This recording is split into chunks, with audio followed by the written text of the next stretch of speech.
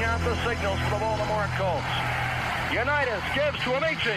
The Colts are the world champions. Amici scores. It's amazing, sensational, dramatic, heart-rending, exciting, thrilling finish in the history of college football. California won the big game. 5 seconds left in the game. Do you believe in miracles? Yes. Unbelievable. This is Phil Steele. This is Mike Burnham. This is Wes Durham. This is Mike Ashley. Hi, this is Chuck Foreman, number 44 of the Minnesota Vikings. Woo, mercy, this is handsome Jimmy Vane, the Boogie Woogie Man. This is Coach Fry with Virginia Tech Football, and you are listening to Big Dog Sports Talk. Are you ready to rock? Are you ready to roll? Okay, let's do it. You're in the doghouse with Rick Watson on Big Dog Sports Talk, presented by Pulaski County Sports and Entertainment. Join us in the Family Fencing Studios and chime in on the McClellan Chiropractic chat line. He's keeping cool with help from Little River Heating and Air, but this show is straight fire. And now, the big dog, Rick Watson.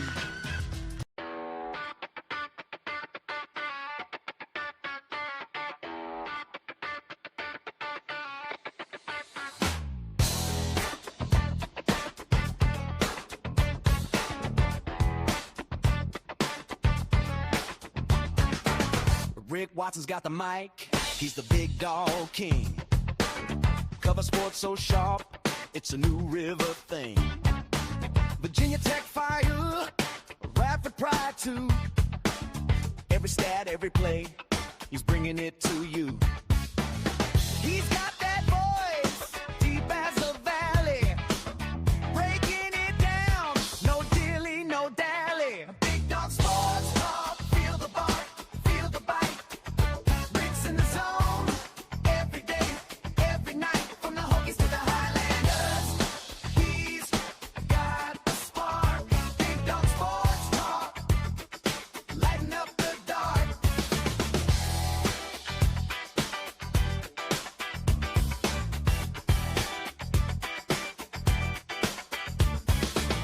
He's got the scoop, faster than a sprint.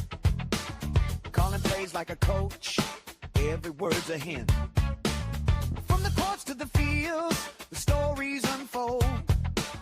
Rick's play-by-play, worth its weight in gold. With a laugh and a growl, he'll pull you in. Big Dog's podcast, let the games begin. Big Dog Sports Talk, feel the bark, feel the bite. Rick's in the zone, every day, every night, from the Hokies to the Highlanders. He's got the spark, Big Dog Sports Talk, lighten up the dark.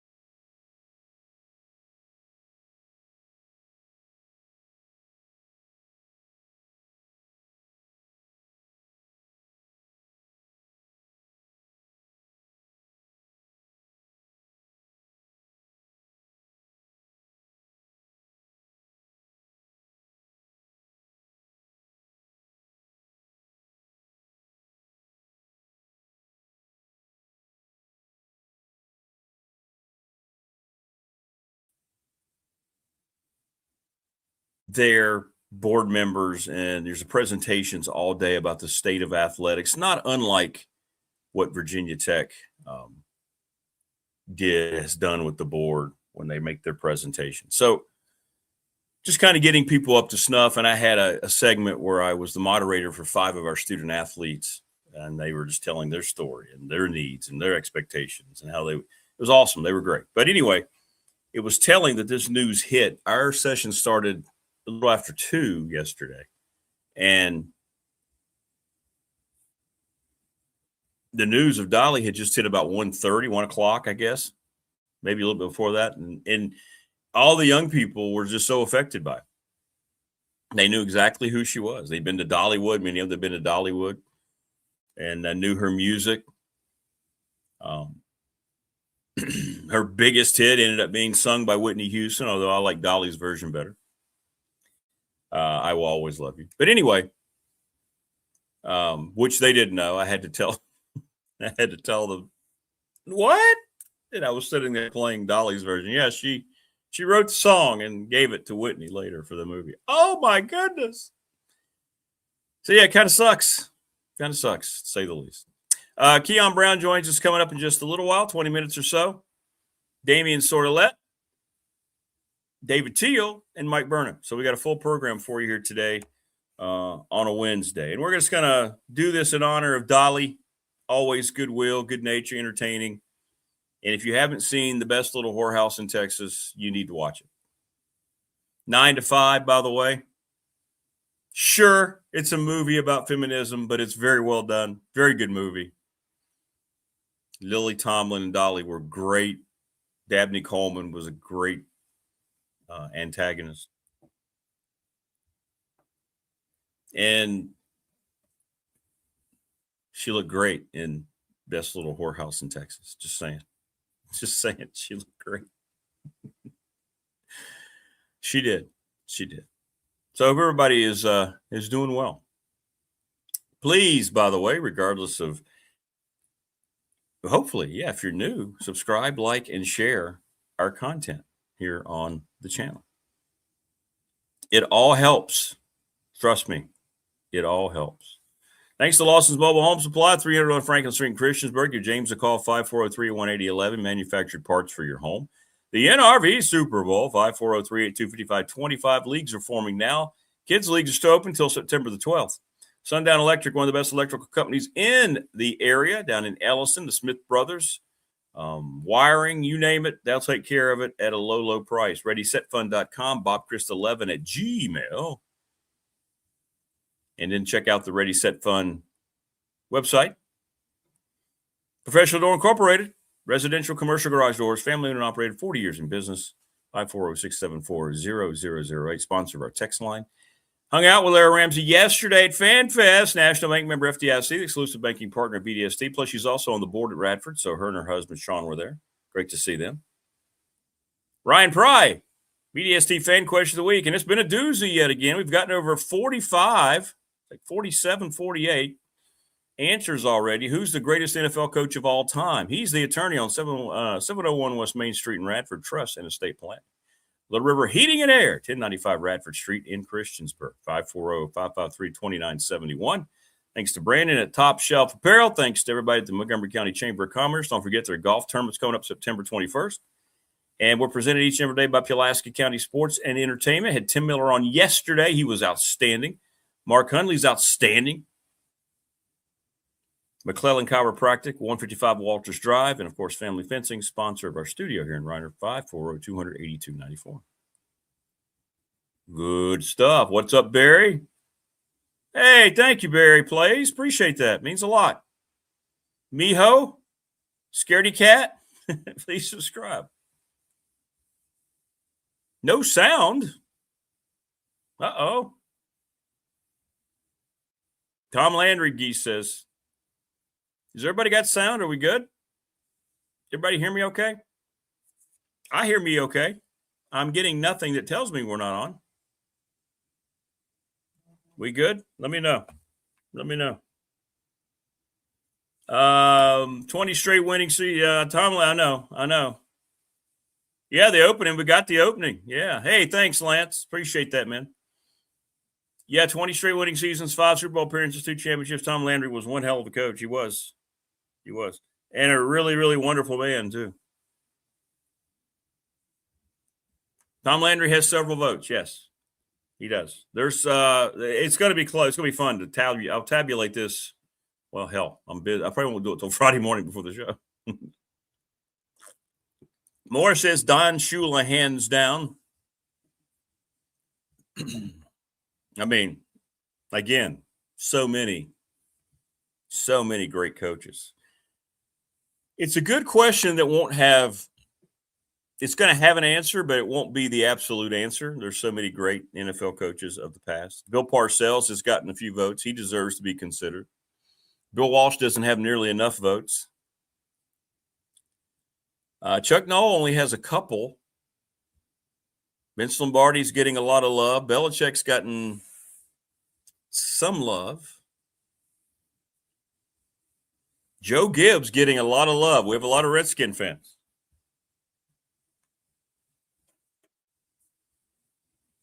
A lot of Redskin fans. And by the way, going forward, and I really don't give a damn if it, under the pretense, if it offends anybody, I am going to call the Washington NFL team the Redskins.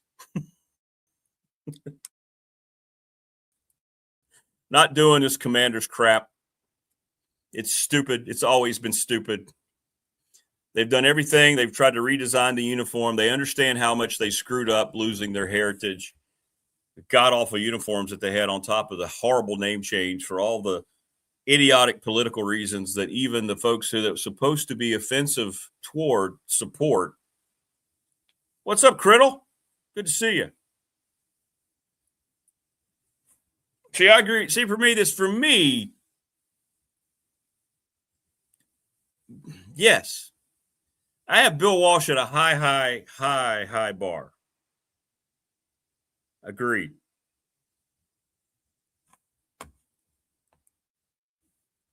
He changed offensive football forever. He took Sid Gilman's lessons from the 60s, and he took it to a different level. The whole West Coast offense. Just, I love those old NFL Films videos where he's on the board and he's diagramming. It's so good. So good. Lance, we're sports. We're entertainment. You name it. Welcome. Please subscribe, everybody. And I feel the same way about Bill Belichick. As Morris just said, it just bothers me. It bothers me that they 2 of their Super Bowls, they blatantly cheated. There's not even a debate. They filmed their opponent twice, the Rams, and they filmed the Eagles. They got busted for that. In their warm-up, their walkthrough. That's cheating. And then, of course, the Deflategate. Then he didn't win crap without Brady. It's just because it's the most modern thing. It's like going to see a movie. That's the greatest movie I've ever seen. No, it's just the most recent movie you've ever seen. You'll settle down in a week or so.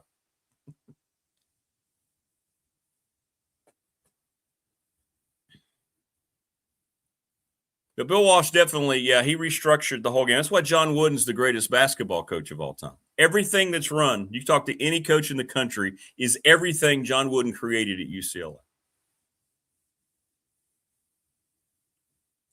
Which Jordan, Prometheus? Joe Gibbs won 3 Super Bowls with 3 different quarterbacks.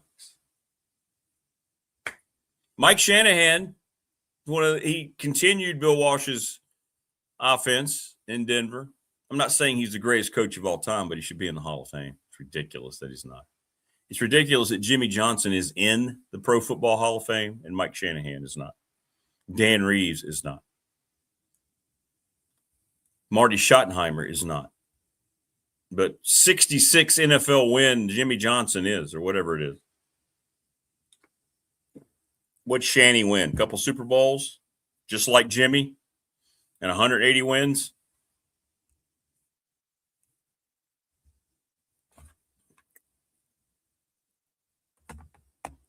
People don't talk about it enough, but that was one of the most disgusting days. That may have tipped off the demise of the NFL. Remember the day they set up on each of the pregame shows, the Hall of Fame people walking into the Fox studio and Jimmy Johnson, and then they went in and did the same to Bill Cowher on the CBS. You're in the Hall of Fame. Oh my God. Bill Cowher's in the Hall of Fame before Mike Shanahan.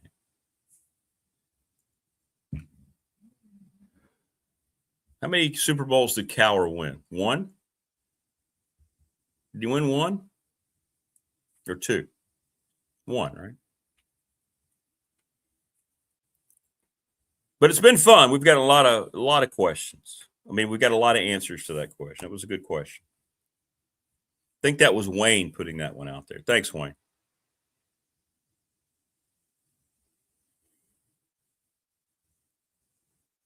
So, yeah, I'm with you about Belichick. I get tired of hearing about did he change the game?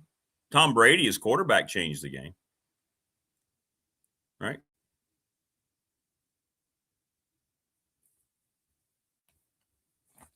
But did the coach change the game? Did he bring any? Did he create the 46 defense like Buddy Ryan that changed defensive football? I don't think so. I'm not saying he didn't know defense and he was a great coach, but best of all time, considering everything they did? No. I don't really appreciate the derogatory comments toward me in my career, Rick. I'm over here in Ireland right now. We're running around in greenery in the fields. Jordan's spreading her strawberry perfume all over all of the buds. The bees love it. We play the Horned Frogs on Saturday. And here you are degrading my entire NFL career, and I don't appreciate it. We filmed you, by the way, doing that, Rick. We've been filming you every morning, scouting you illegally to get an advantage. But we're not breaking any rules because Robert Kraft is tight with Roger Goodell.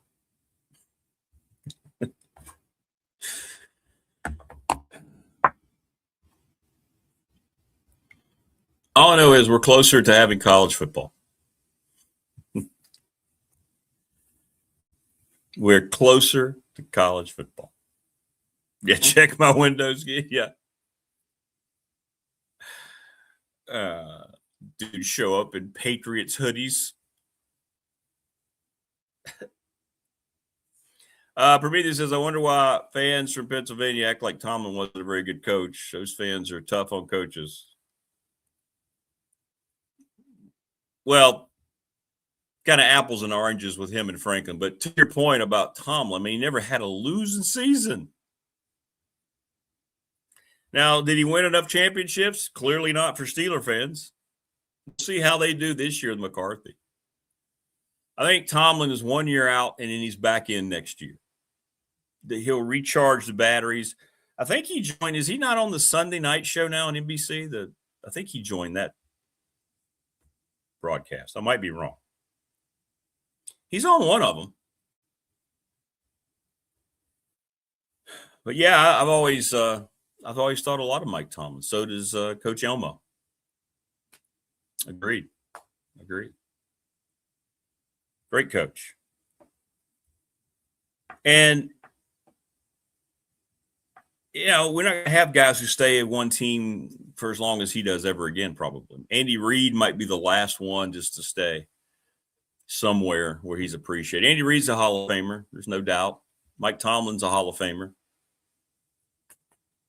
He says I could see him taking the Jets job. Yeah, if Aaron Glenn, there's already on the watch for Aaron Glenn. Yeah, he seems overmatched as a head coach. Really does.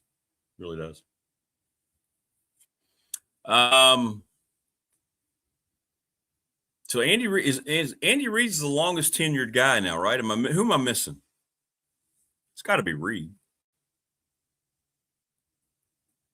I mean, you could go through all the teams, but yeah, it's Andy Reid now.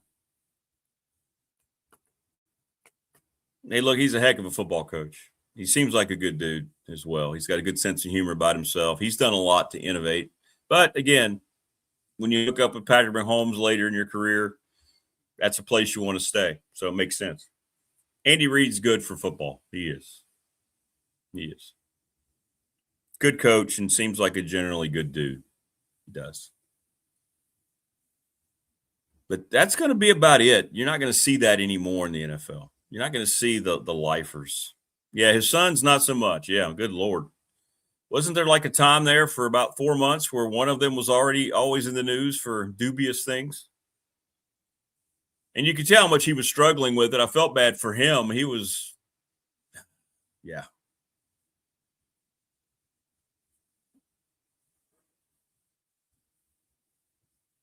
I think if anybody thinks the Chiefs are going away, they're wrong. Mahomes will be better than people think, health-wise, I believe. Chiefs will win that division again. I believe. I believe the Chiefs will win that division. How will it be with Mark Cuban as an owner? Is he going to open is he going to buy, which NFL team is he rumored to be with now? Is he still trying to do all that?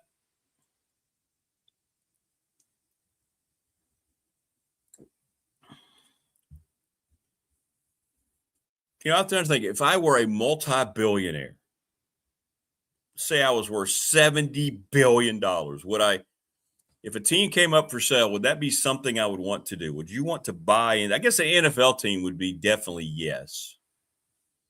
I wouldn't buy a Major League Baseball team right now. Yeah, I'd buy an NFL team. I don't think you're going to have a tough time there. Or maybe buy some kind of international professional soccer league team and let everybody else run it.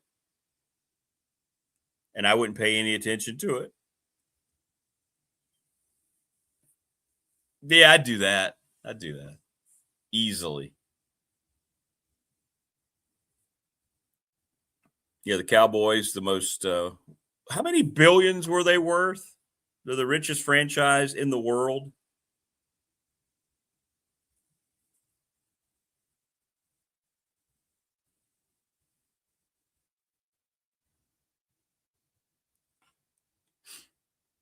$15.5 billion. Good Lord. Jerry Jones bought the team in 1989 for what is it, $100 million?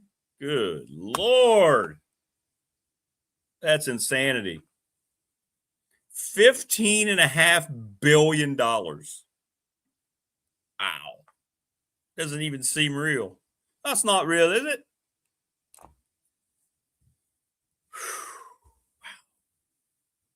Yeah, I'd buy it. I mean, all the owners are billionaires anyway.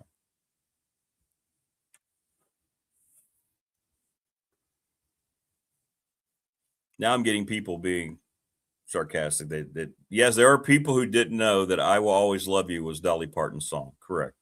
There are people, look, young people have no clue. They hear these songs that are mixed together. They hear riffs blatantly ripping off other songs, and they have no idea.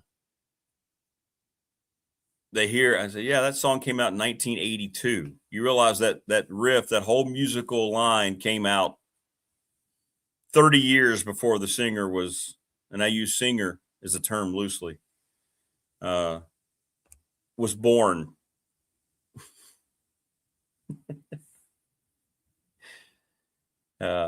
Gee says I would buy an NFL team and then go to Ohio Trailer Park and try to find 140. Yeah, how about that? What owner was that? Yeah, I saw that. Was that and it quickly went away, right? It got completely, the charges got completely swept under the rug. Damian Sordelette, David Teal, Mike Burnip later today. We start off with this gentleman. He's Keon Brown. Oh, looks like he got him some brand new Radford gear. Oh no, it's the same thing. It's the same shirt from 2 weeks ago. It is. It really is. I just put extra bleach so it looks extra white today. Yeah. Oh, okay, good. That's all we did. That's it. I promise. That's it. It looks great. It looks great. Well, we'll work on it. That's all I can tell We're you. trying, man. And again, this is week 7. Where's the schedule? This is a running thing for the show. Like the listeners are going to be sad when we can't say that anymore because it'll finally be out. Well, this is how screwed up it is. So Elon was off the schedule, right? Yeah. And then apparently there was something in the contract where they can't get out of that game without paying. So I think they're back on, and now Furman might be off the schedule. Oh God. I don't understand it either. We're at the point now. It'll be September in less than a week. So now we're. I know. The Big South schedule will be out before the non-conference schedule. I know. So I don't know. I'll let you know as soon as I can. But all this changed this week, like Monday. Oh, okay. Oh man. Yeah, because that's college sports right now. College sports is a mess. You got guys. Oh my Lord. On NFL rosters going back to the SEC or whatever the case. Man, this is ridiculous. You got Reese hit it up. That's what I want to talk about, Reese. You got NFL owners paying $140 and you're worth $1 billion plus. You know what I would do if I had $1 billion plus? You know who I would go after if I had $1 billion plus? You go to the bottom of the totem pole. I mean, you could basically go to 8 Mile. Eminem was from on the movie. Like, what are we doing? I thought you meant if you were a billionaire, you spend a lot more money on a prostitute than $140. Oh no, God, Lee, I'd be reckless with my money. Like I thank God for getting me out of Radford, man. The people I would be going after if I was worth $1 billion. Please. Yeah, but he spent $140 and got caught, and then all of a sudden it gets dismissed. 100. How about that? How many palms did he grease in that? Oh gosh. Right? I mean, come on. How much money is it going to take, guys? Let me walk out of here. This is stupid. Just leave me alone. Guy was just trying to have a good time. Okay. Yeah, exactly. Can I say this? And I'm not trying to be facetious. Why is prostitution why is it illegal? Yeah, I don't know. I was talking to my wife and my mom about that yesterday. I don't get it. Why is it illegal? I just don't. It's willing participants. It's exchange of money. It's capitalism, isn't it? Yeah. Yeah, I don't get it. I don't. I mean, we legalized marijuana for God's sakes. Now everything stinks. Everywhere you go. But I'm just saying. You're right. These kids come to school higher than Giraffe ass, but he can't pay for it. like you should see the kids in my school every day. I'm like, dude, like they are just out of this world, like in another planet. And I'm like, exactly. You know the walk down by Debden River, the Debden Center of the River walk down there. You cannot take a walk down there any point in the day without just smelling it. And all you do is see kids laying either on the grass or on the benches like this. It blows me away, man. Did we create a citizen of junkies? Is this why we're having so many more car accidents? Car accidents are up across the country. Gee, I wonder why. Yeah, no, there's no doubt about it. There's no doubt about it.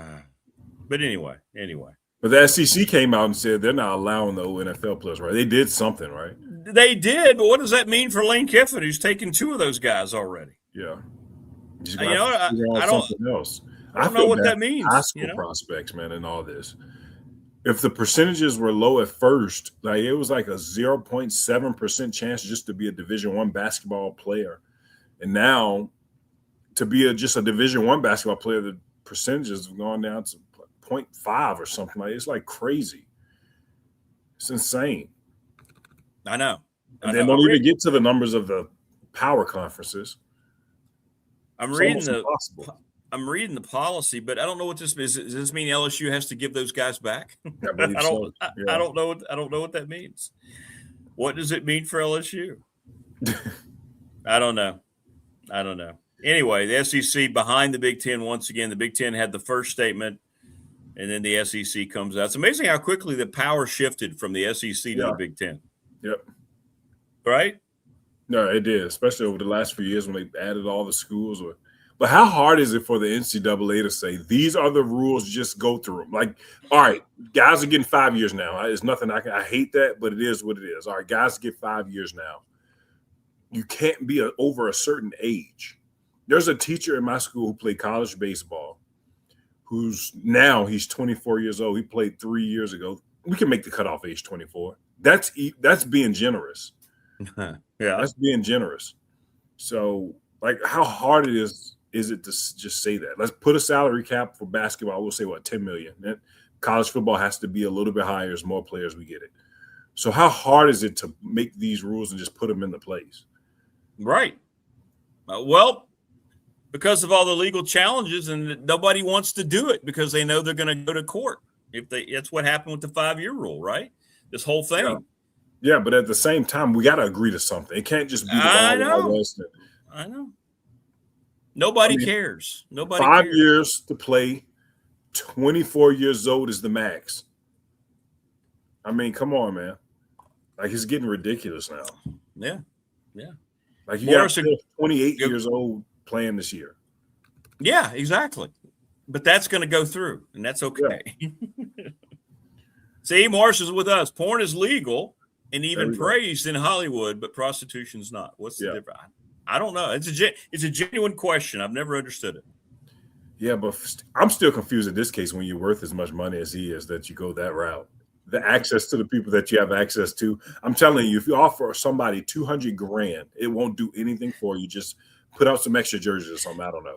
You'll get that back in the snap of a finger, and you will have the access to so many of the top tier people. Oh man. Yeah, I'm with you. That wasn't a wise business decision by the billionaire, was it? Jed York. The trailer park.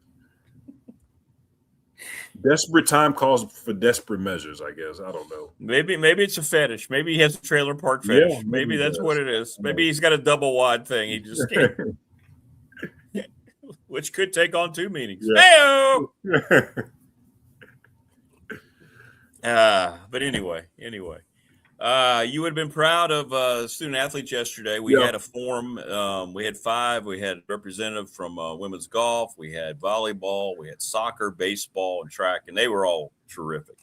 And I thought about that and thought about, well, you and your class coming through and how I'm getting ready to enter 27 years in Radford and athletics. Everything sucks right now in college athletics, but seeing those 5 people up there and the way they answered it and what Radford meant to them, it makes it all worth it. We're one of the rare places because they're becoming more and more rare. I know financially it'll never be an advantage, but there's something about being a mid-major that feels like it's the only thing left of what college athletics used to look like. Yeah, it really does. It really does. And I'm glad that they had that. And it sounds to me like they put the best 5 student athletes that represent, their specific sport up there. Yeah. Was it recorded? That's a great question. I don't know. We were there with the board all day yesterday and some of the big donors. So it was a room of about 40 people watching, when I was in there moderating it. I don't know. It's a good question. Yeah. I didn't pay attention. Yeah. We talk about it all the time, like the Big South. Every school, the community comes out and supports that program. It just does. You represent and I know you're playing for Radford. We'll use that example, but you're playing for the people in that community. You really are. You are. People wake up every day, work hard, go to work, bring their lunch, go home, and that's what you're representing. Those people who work so hard at what they do every day. And, that was the sense of pride that I had when I put the jersey on personally, and being out in the community, shopping at Kroger, and seeing all of the people who would come to the games, and we can relate. And sometimes the folks would be scared to come up to them, like, don't be scared. Come on, man. I'm a regular guy. I represent you, and I represent this place that I love so much. It's like a second home to me. When you have that sense of pride, it just makes it all worth it. And hopefully college can get back to a situation where they make rules and folks have to stay, and then they'll get that sense of pride as well, not just use it as a 1-year rental. Right. Right. Yeah. No, I'm with you. Which is what last year was. Let's just say it the way it is. That's all last year. Yeah, that's all last year was. Yeah. That's all last year was. Yeah. It's a 1-year rental. And we wish those guys the best, obviously. But at the same time, it just didn't etch in their soul. You talk about VCU and the rivalry of VCU and Richmond. Those players did not care last year. They didn't. Some of them did because some of them are from Richmond, but at the same time, the community cared more than the players did. That's what you build in the rivalry. So the Carolina-Duke rivalry coming up, you got the Caleb Fosters who've been there 4 years. It'll mean something. 4 or 5 years. It'll mean something to him. But these newer guys coming in transfer, like a Neo Abdallah for North Carolina, it's not going to mean nothing to him. Doesn't mean a thing. It means something to the fans, and that's it now. Right. Even coaches, they're coming into these programs, staying a couple of years. They don't care about the rivalry. They know what it means to the fans, so they'll give lip service to it. Yeah. But you think James Franklin cares about Virginia? Yeah. No, he's not worried about it. It's like, it's like the fan base cares, but the players, Yes. You're right. That's a great point. You're not there long enough to care. Yeah, the fan base of the bloodline, because when they start caring, it really goes out. And Duke, North Carolina, ESPN's got the ACC package, so they'll promote it as best they can to hype it up. But when the players don't care, that's who you need, because they're the product on the court. But that's where we are right now. Apathy. When apathy settles in, man, all else is just done at that point. You're just done. Yeah. But you're right. I mean, how can they get invested? They just hear about the name. And that was asked yesterday of the student athletes. We were asked, who do you look at in the conferences? Who do you want to beat? Who is it? Now, and everybody was trying. Everybody, I thought, they thought they would say Longwood, but they're not. You know who they're going to say in every sport, right? It's High Point, because they're the best programs, right? All across the board, they've been winning everything. Yep. So they were the team. They were the rival, and it was interesting to see the athletes talk about that. They didn't really care about Longwood. We lost our rival when Liberty left the league. Yeah, that destroyed Radford's natural rivals, didn't it? Yep. Absolutely. Yeah, that was it. And they're moving on to bigger and better things because they keep moving up, right? I know. Football did it. Yeah. Right. Yeah. Coastal Carolina. That was a great rivalry in our league. We had a good rivalry with them for a long time. It hasn't been a real Longwood rival since probably, 4 years ago. I think it was that time he almost got in a fight at the Joan Perry Brock Center. Yeah, and that was real. I don't know. It seems like the Longwood fans have tried to make it a rivalry, but Radford's fans, and that came up yesterday. And, you can go back when you were there as a student, there were a lot of reasons they said, the kids on campus, they think the jaunt from across where they are, across the bridge to Dedmon or to the sports complexes is just too much trouble, right? Yeah. And that was brought up a lot. If you were a younger person, how would you react to a notification? That was asked. Let's say you were in college right now, KB, and you wanted to know about, say, the soccer game's going on. You might actually go, hey, I might get some of my buds. We might go hang out. We know a couple of those guys. What would reach you the most? Would it be an email? Would it be a text message? How would you get excited about something like that? Yeah, something's going to have to come through my phone. In 2026, it just has to. And then you're going to have to find a way to have your group of guys, your crew, to be willing to go. Isn't there beer at the games now? Basketball, yeah. There was basketball. That's just basketball. Yeah, I think so. Hopefully that'll help some. But, yeah, it's got to come through my phone somehow, some way. Phones are people's lifelines. They are now. Yeah, it's sad. You're right. You're right. It really is. You can't do anything without it. You really can't. It's your email, it's your social media, it's your text messages, your phone calls. It's everything in one. Your appointments. You can have a doctor's appointment through apps. It's like that's the world we're in right now. So if I'm, with the question that you asked, it has to come through my phone. Yeah. It can't be word of mouth. It can't be a flyer like it's 1993. It can't be an email either, because kids just sweep. I don't want to see that. Exactly. So that was asked as well. Yeah. And they said that. They said it needed to be like a text message alert. Yeah. If I'm sitting on my phone, I get a text message alert. I might read it and go, "Oh, okay." Then it'll or Instagram. Yeah. But what cures all is winning. Yeah. Win and folks will show up. I remember, we were winning my sophomore year, I think it was, and it was that big blizzard that came. It was pretty much nothing else to do. So everybody walked across the bridge and came to the game and played UNC Asheville. Yep. Remember that one? Yeah, that was the 20-inch. It was so packed. All students. They had to turn some students away. It was all students. Yeah, they closed it to the community. Yeah. Yep. It was insane. Yeah, that's right. Closed it it all. It was an entertaining game, too. We won like 100 and something to 80. Like, it was a lot of scoring. So In the Big South, it was a national televised game. Yeah, it was. I think it was. Which is why it couldn't be moved or anything like that. Yeah. Yep. You're right. I just realized underneath your name there. Yeah. We need to add something. Okay. What do you want under your headline? It can't just be Keon Brown. Come on, we'll figure out something. We'll probably have to honor the GOAT LeBron since he only got 2 years.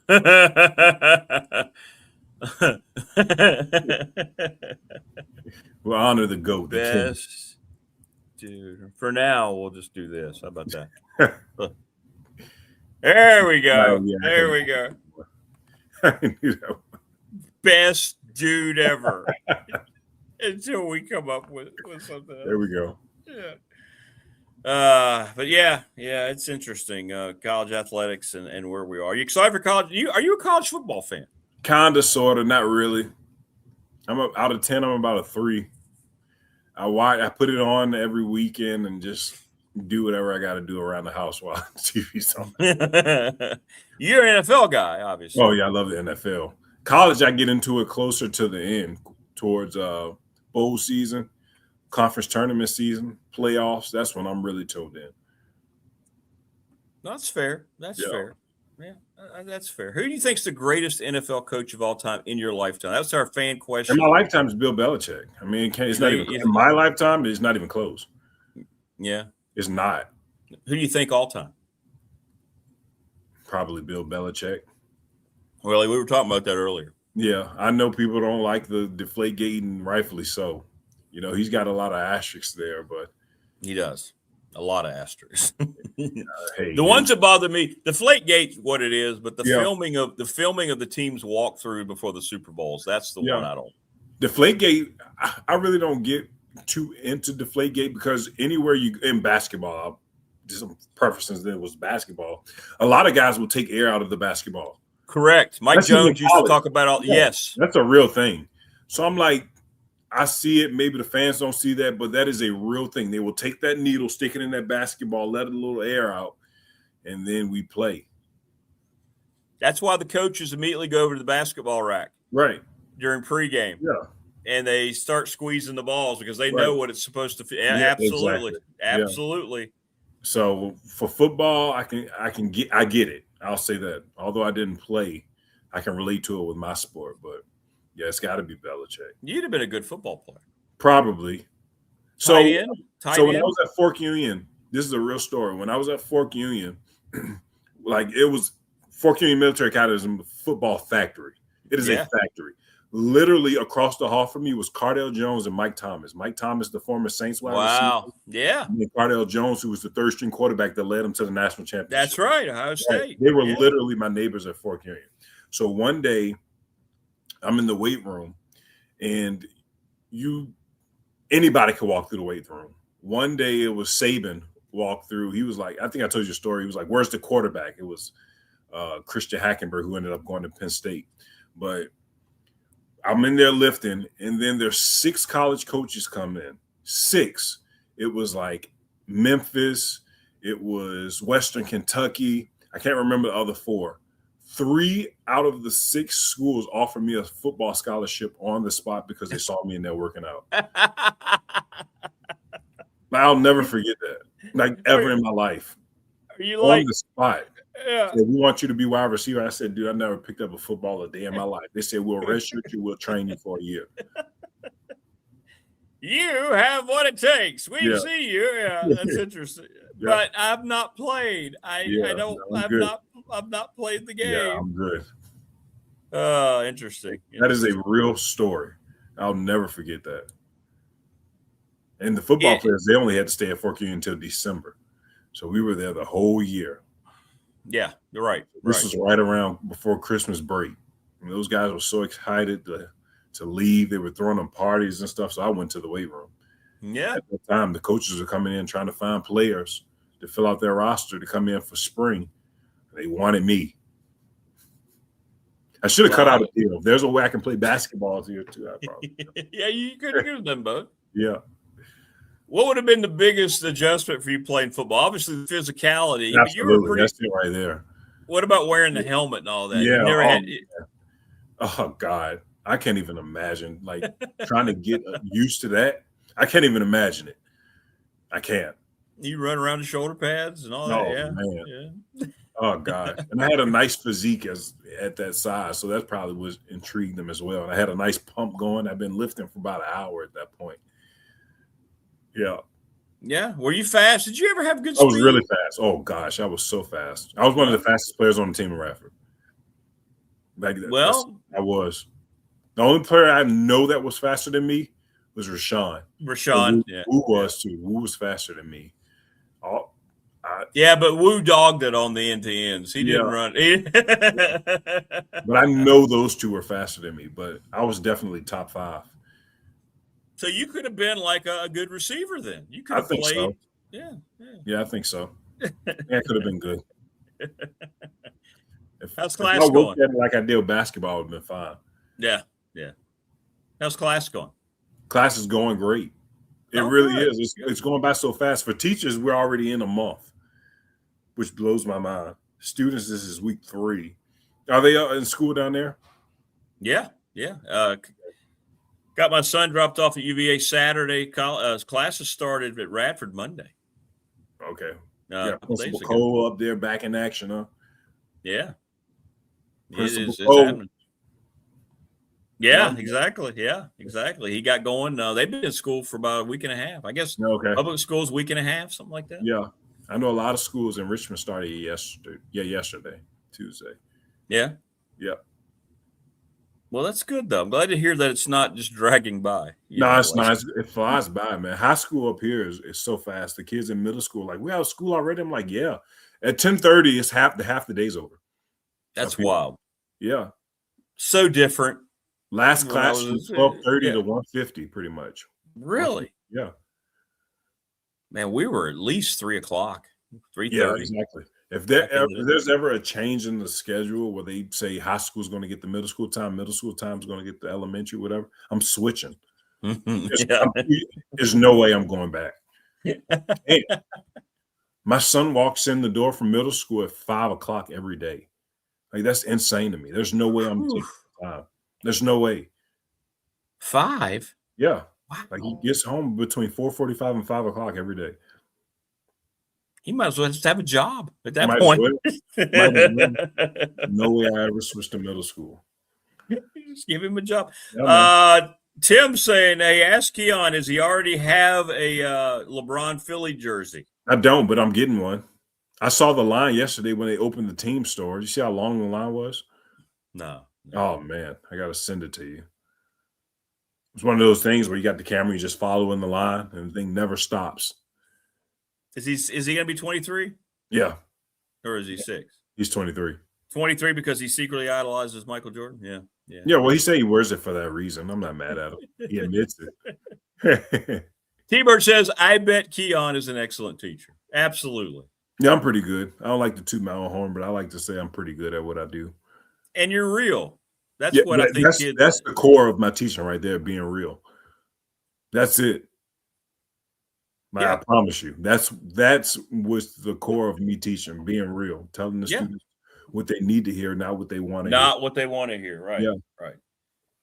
All right, you're getting F's in math if you want to. You're going to be here with me till you're 21. I was going to say, can you be – I was going to ask, because you're dealing with this generation where everything's so touchy and everything so sensitive. Are you able to be how you want to be? And kids – Well, I am. I haven't gotten in trouble yet, so I'm going to keep doing it until I get the slip in my mailbox, I guess. They need that, man. Yeah. It's gone so far. It's been so much of an overcorrection. Oh, no doubt about it. And they don't care, no respect for authority. You don't have to respect me, but I'm going to treat you how you treat me. That's my Correct. thing. Correct. Yeah. And it's high school, so it's like you can get away a little bit more with it. Elementary school kids will cry. Yeah, right. You just got to deal with it. However you talk to me is how I'm going to talk to you. Yeah, right. Exactly. And the parents understand that. Yep. Right? Yep. He's got Mr. Brown's class. What time's class start this morning? Yeah, people fight to get in my class. Yeah. They really do. What time's your day start? Like a day? 7:30. 7:30. Oh, okay. Yeah. Well, we better let you go then. I don't live ridiculously far. That's why it's good too. Oh, okay. All right. Yeah. Well, have a great rest of the week, and Yeah, we'll buddy. reconvene again next week. Absolutely. Getting close to that season. Let's see if we make it to week 8 before the schedule comes out. I'll let you know, and I'll keep working on gear for you. All right. Oh, gosh. Thank you. I think I might got something coming my way, too. We'll see. Do you?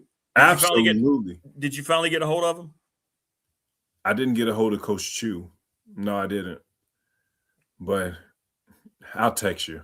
All right, let me know. Once I text you. Okay, let me know. Yeah, don't spit your drink out when you see the text message. Okay, I won't. Matter of fact, I'll text you right now as soon as I'm getting up. I want to know now. Come on.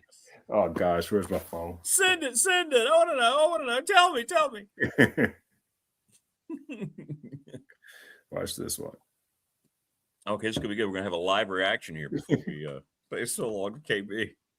T-Bird says, my wife is a Radford grad and a retired kindergarten teacher. Awesome. Congrats, T-Bird. Tell her congratulations. That's awesome. We're waiting on Keon's text message. All right, there you go. Is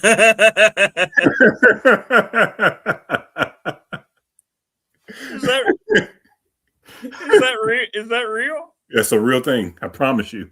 I better not say that, huh? Yeah, don't say that. I got my insiders. I promise you it's real.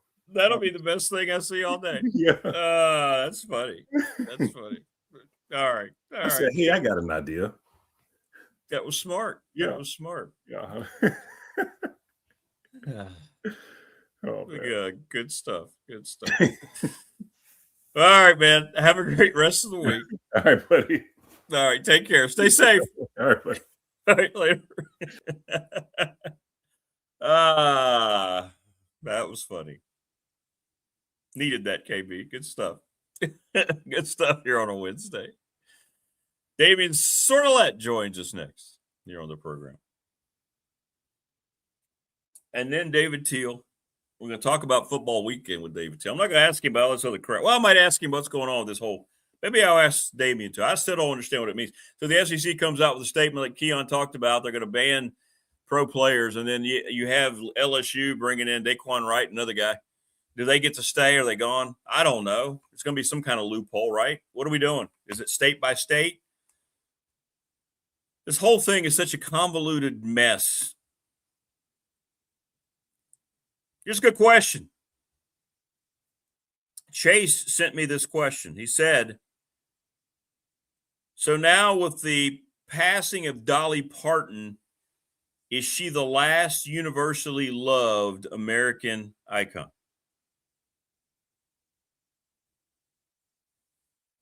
Like, is there anybody else in this country that's universally loved?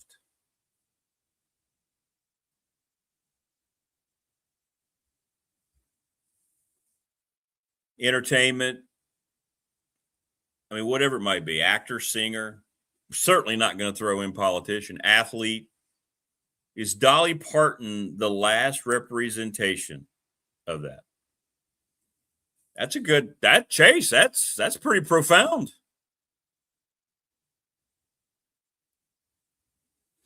You might be right. You got to throw out anybody from the last, 20 years, because everything's tied up in politics. Universally loved.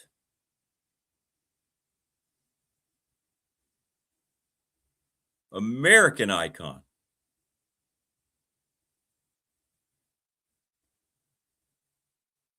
Denzel Washington? I don't know. Your thoughts? That's a good one, though. That's a good one. Yeah, it was pretty sad.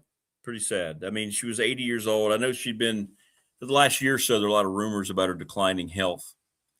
And then her son thought they handled it well. They put out a statement. Then he came on and did like a live reading of the statement, or at least the thoughts behind it. So, oh, Clint Eastwood's a good one. I like that one. Yeah, Clint Eastwood. What do you mean, punk? How do you not like Clint Eastwood? Brian and Prometheus all over. Yeah. A man's man, if there ever was a man's man. Betty White, yeah, she passed away. She was universally loved.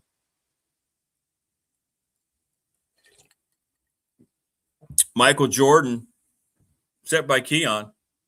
Oh, hang on. Let me go get my caddy. Hang on.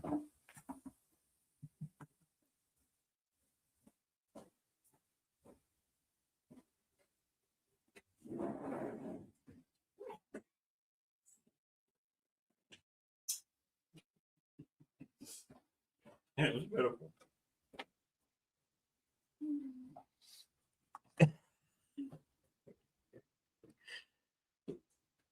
No, not Tom Hanks anymore, right? Tom Hanks got caught up in his politics to the point. Now, Tom Hanks has gotten too anti-half of America to be universally loved. Carol Burnett. That's a great one. Who doesn't love Carol Burnett? She might be the quintessential, most absolutely, completely talented female comedian that's ever lived. Brilliant, genius, Carol Burnett. I'm with you on that. Clint Eastwood, Carol Burnett would be my votes. I like that. Yeah.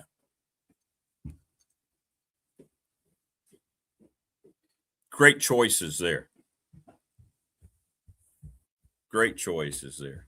Remember when Ricky Gervais was hosting the Emmys or the Grammys, and he gave that speech about everybody needs to shut up in Hollywood, nobody cares. He was directing that at Tom Hanks because they show that shot of Tom Hanks getting this look on his face.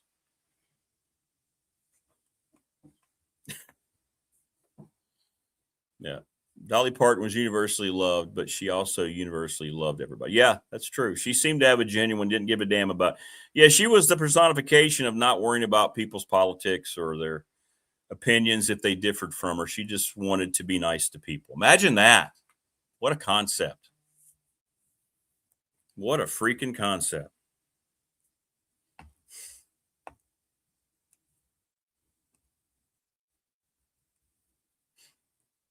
What a concept.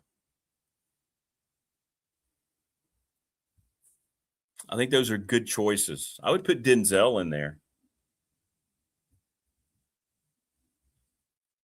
Yeah, Morgan Freeman. Morgan Freeman's a good one. So we got what? We got a good 4 or 5 in there. Joining us now on the program. Maybe that person's Damien Sordelette who joins us now. Are you universally loved in this country? That would require people to actually know who I am. Well, we lost Dolly. We were just trying to think, is she the last universally loved American icon? And we've got some good choices here. But yeah, it's a short list when you think about it.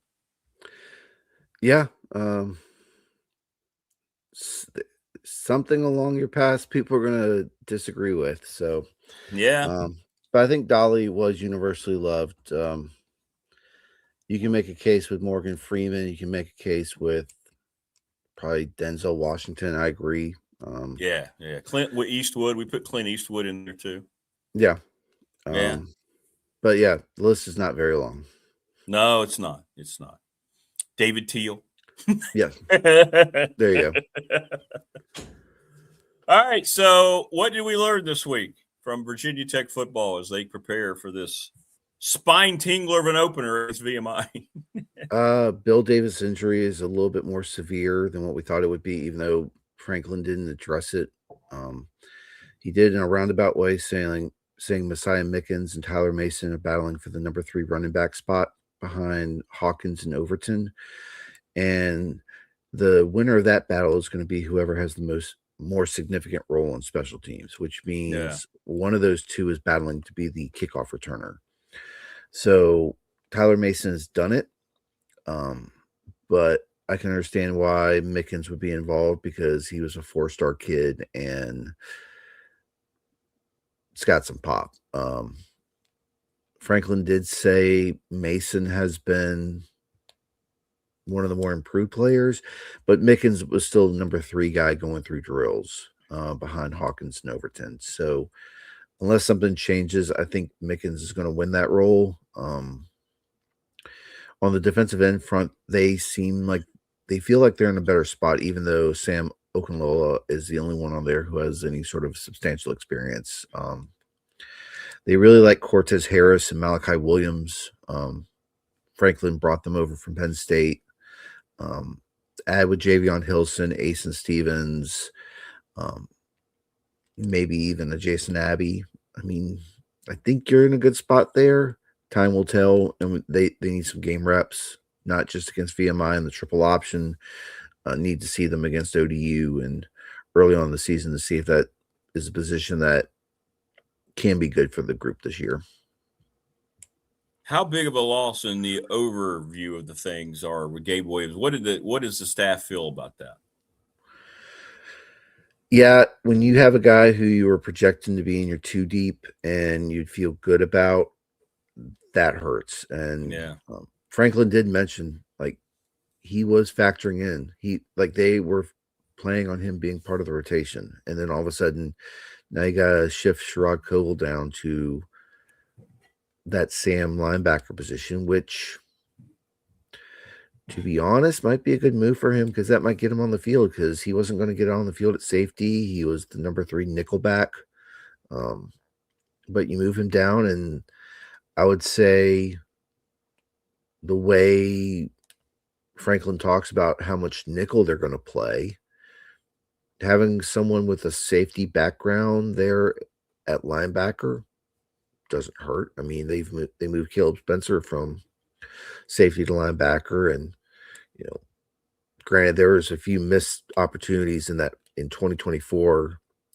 I'm thinking one in Syracuse in particular where he came on a blitz and where he was supposed to be in coverage was wide open, and that was a big gain in the fourth quarter that led to Syracuse's comeback. But yeah, it seems like they're going to shuffle things around to make it work. But yeah, big loss. You feel bad for the kid. Yeah, especially with what he went through in 2024 with the freak injury to his left knee, losing his dad. Yeah, that's the thing. You do feel bad, especially when they've gone through something, they've come back, and then it happens again. Just. Now, I will say, it looked like it was his right knee. He was on a scooter yesterday. I think it was his right knee, and it was his left knee that he tore up in 24, so it was his other knee. So, didn't get a really good look. I'm assuming the next time we'll actually get to see him will be at the game against VMI when he's on the sidelines, and we'll get a better idea of the severity of the injury or what it looks like. But it looked like he was already in a cast, which means he's had surgery. So we'll see what it looks like. Mark asking you, Damian, through our professionals or text line, do you think that battle for the number 3 running back spot could be decided in the VMI game? Would they wait and see how those guys handle? Because I guess he's assuming, Mark's probably correct, they're going to get a lot of reps probably as the backups in that game. Yeah, I could see that happening. I think you want to get it set by game 3 because you're probably only going to travel 3 running backs, depending on what the situation is. So that's why that number 3 running back is crucial, because if you're going to be on special teams, you're going to be on the travel roster. So I agree with you that we'll probably go through the first 2 weeks. Okay. That battle. That way, because it is home games and you haven't set your travel roster yet. Franklin did say the players who are on the scout team, or as they're calling it now, the developmental squad, have been told that they are on the developmental squad for week 1. He said that's not a permanent thing. And as we know, with injuries and everything, you can move up to being in the rotation. Yeah, I agree. Week 1 and 2 will probably be good auditions. See how they do. You probably might give them both opportunities at kickoff and see how they do. So that's a good conversation like Franklin's going to have with Doug Shear and Norval McKenzie in terms of determining what the pecking order is and who brings the most value to the team and who will travel. Right. Yeah, there you go, Wayne. Wayne summed it up. Gabe's had it rough with injuries, losing family since he got here. Feel awful for him as a really hard. Yeah, kids are struggling with so many setbacks every day. It's just a different time, and that's the kind of thing you got to be really, really sympathetic toward Gabe right now. Yeah. So, hey, nice piece. You wrote a good piece about the cornerbacks and the injuries from a year. Health's got to be the key ingredient to the secondary, right? Oh, yeah.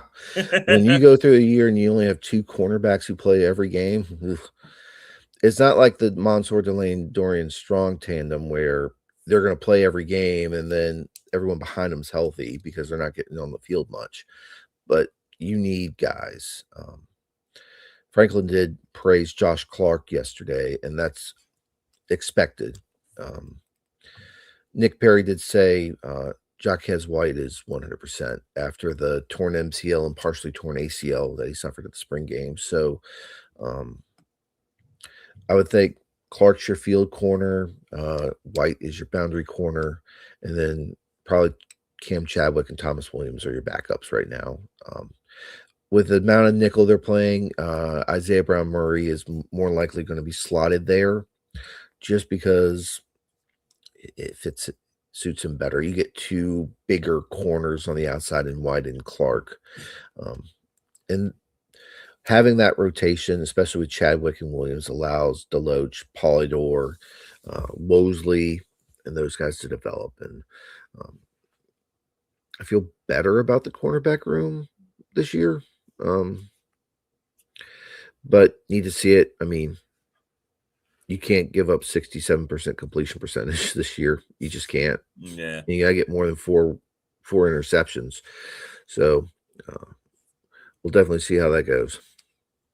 What do you perceive? Now, we saw what Brent Pry's defense was supposed to look like through Chris Marr, but what kind of personality is this defense going to have, your best guess? What are we going to see? Do you go back all the way to when he was, the co-coordinator at Penn State, or do you look at what he's done at Tech, or is it going to be kind of like a combo of both?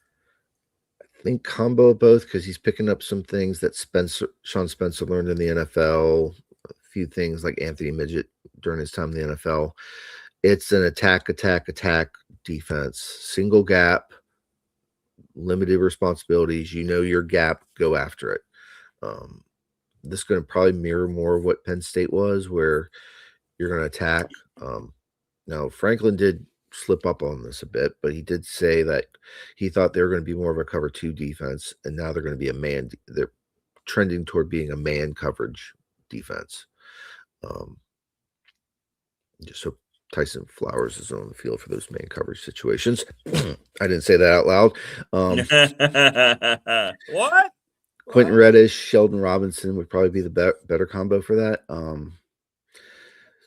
But yeah, I mean, if they put Tyson Flowers at boundary, I feel good about it. But yeah, I probably going to attack, and they're going to bring in waves of defensive linemen.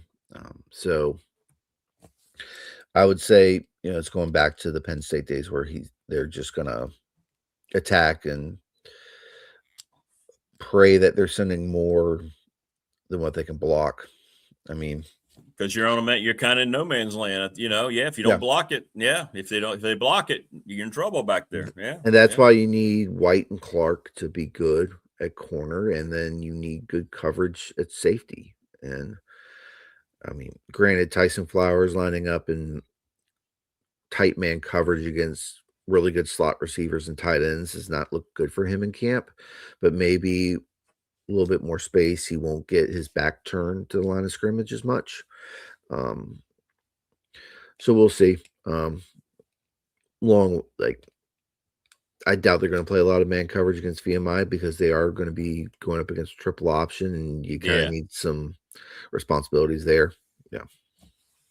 Yeah, it's going to be interesting to see the triple option, how they it's I talked about this earlier in the week. It's interesting. You got to prepare for that. You won't see it the rest of the year. So it's almost like you just said, you can't really worry about what you want to look like defensively because you're not going to have to worry about it for the most part. Exactly. Yeah. And the benefit is VMI plays Saturday at Idaho State, so you're going to get some look at what the triple option looks like and what their 3-4 defense is going to look like. Yeah. I keep forgetting about that. You mentioned that. I didn't know they even played week 0. Is it on anywhere? ESPN Plus. Is it on Plus? Okay, it's on the Plus. Well, I wondered about that game. 6:00. Okay. That might be worth checking out if you're a Tech fan. Why not? For a little while, right? Just kind of peruse it and see what they look like. Yeah, you can watch the end of the UVA NC State game and then on ESPN, and then open up the ESPN app and watch and see how the Keydets do. I'm just glad that's a conference game this year. We found that out earlier in the week. I thought it was a non-conference game, but it's not. No, that was part of the ACC moving to 9 games. Yeah, the 9 games. We don't like the idea of you guys playing a non-conference game just because you can't find a regional opponent. I like that. Yeah. So and that makes that more exciting. Yeah. And it's good they moved it from Brazil to Charlottesville. You think they looked at that travel budget and went, yeah, that doesn't make a lot of sense. Well, there's a whole hubbub about it 8 weeks ago when they're like, yeah, logistics don't make sense for this. And it's almost like Wake Forest giving up a home game to play in Canada against Syracuse. It's like, why isn't that a Syracuse home game? Syracuse is practically at the border. So. Wayne says Davey going to scout us at barn burner VMI at Ohio State. I bet it's a better game than VMI Virginia Tech. Yeah. Brian White promises cellular coverage next year. Your thoughts, your expectations. Well, they're actually going to try to get it fixed this year. Yeah. It's a lot cheaper than the Wi-Fi option because with the Wi-Fi option, you have to install a ton of routers, several under each row throughout the stadium just to be able to get all the lines and everything in there. This is a much cheaper option. The Wi-Fi option was going to be $21.8 million over a 7 to 8 year period. This is just installing like mini cell towers that help with cellular connection. Because I think you had heard Whit Babcock say for years, 5G will be the key to helping us out. And, Brian White reads those fan surveys and they're like, well, we can't, our cell phones are basically useless during games, except when everyone leaves early. And he's like, it's a safety issue because if you're there and you need to get in touch with someone, you can't get in touch with someone. So they're going the cellular coverage option, which I think is smart.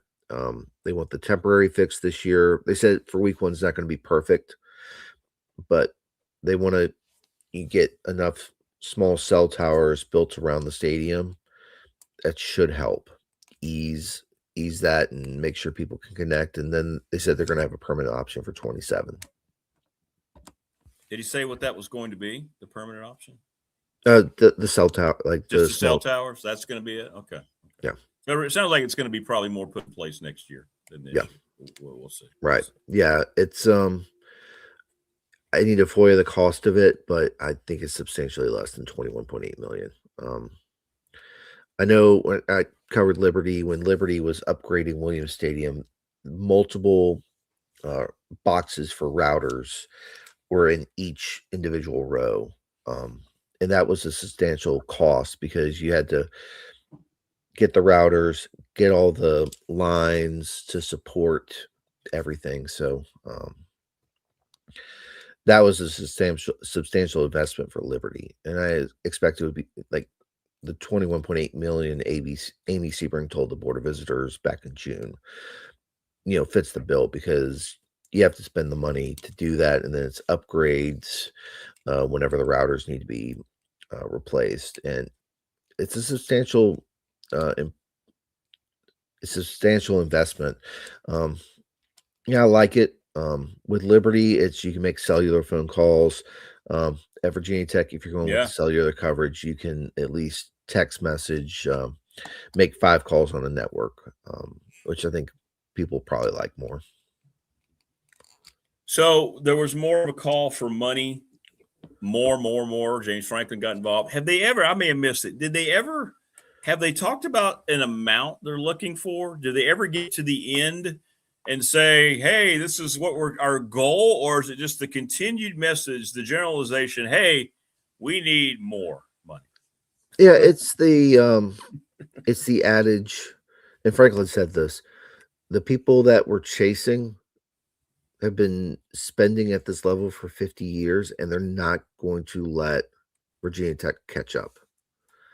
So I think Franklin's message was more, yeah, you're patting yourself on the back. You got the money for the invest to win. You're seeing the, at least initial fruits of that investment, but you can't be satisfied with that. You have to find more and more. And then Tim Sands yesterday at the athletics committee meeting was, I think he reiterated that point. My colleague Mark Berman was there, and Tim Sands is in favor of the Protect College Sports Act and the more hard cap of $48.8 million for revenue sharing and all that other stuff. He's like, while the $21.3 million at the House settlement would be, more competitive for Virginia Tech, he's like, we need that hard cap. It's going to be harder on us, but at least it allows us to compete with these bigger schools because we're not having this unknown amount of NIL money that some teams are spending, where your roster for football is like 40 to 50 million, and maybe for basketball or something like that, it's in the 10 to 20 million range. Yeah, so it's not feasible. So, where are we on all that with the College Sports Act? You think we'll ever have a cap anytime soon? You think it's actually going to pass this time? Well, one, it's got to go through the Senate, and then it's got to go through the House. And Berman wrote this is a lame duck midterm. So I don't know, depending on which side of the aisle you're on, do you want this to pass and it gets signed before the midterms and say, oh, that's a win for the current administration? Yeah. Or do you stall and then wait till January? I mean, the government could look a lot like the NCAA when it comes to this 5-for-5 eligibility ruling. Yeah. Total dicks. Yeah. No, you're right. Just to put it off for political. Yeah. Yeah, because Andy Bitter said this right. The NCAA waited until the players who the class of 22 kids exhausted their eligibility for this year and made the decisions, hey, we're going to go pro. And then the NCAA is like, oh, yeah, we got the 5-for-5. That's what we're going to go to. Those of you who have exhausted your eligibility from the 2022 class, sorry, you're done. The other guys from your class who redshirted, they're good. But if you've played 4 years, you're done. You're done. So, and Andy's point on their pod earlier this week with Teal was he feels bad for him because 2022 guys came in after the classes that got the COVID year for free. Yeah. And then the class right behind them is like, oh, we get a fifth year. Right. And it's like, wait, we had to navigate a recruiting class with players who were staying an extra year for free. And now we struggled to find places to land. And now the class behind us, yeah. It's crazy. And I'll bring Tebow's right in this comment, and I think I need to address it. He brought up revenue generation as that was his thing at Florida Atlantic, and that's why he was brought to Virginia Tech.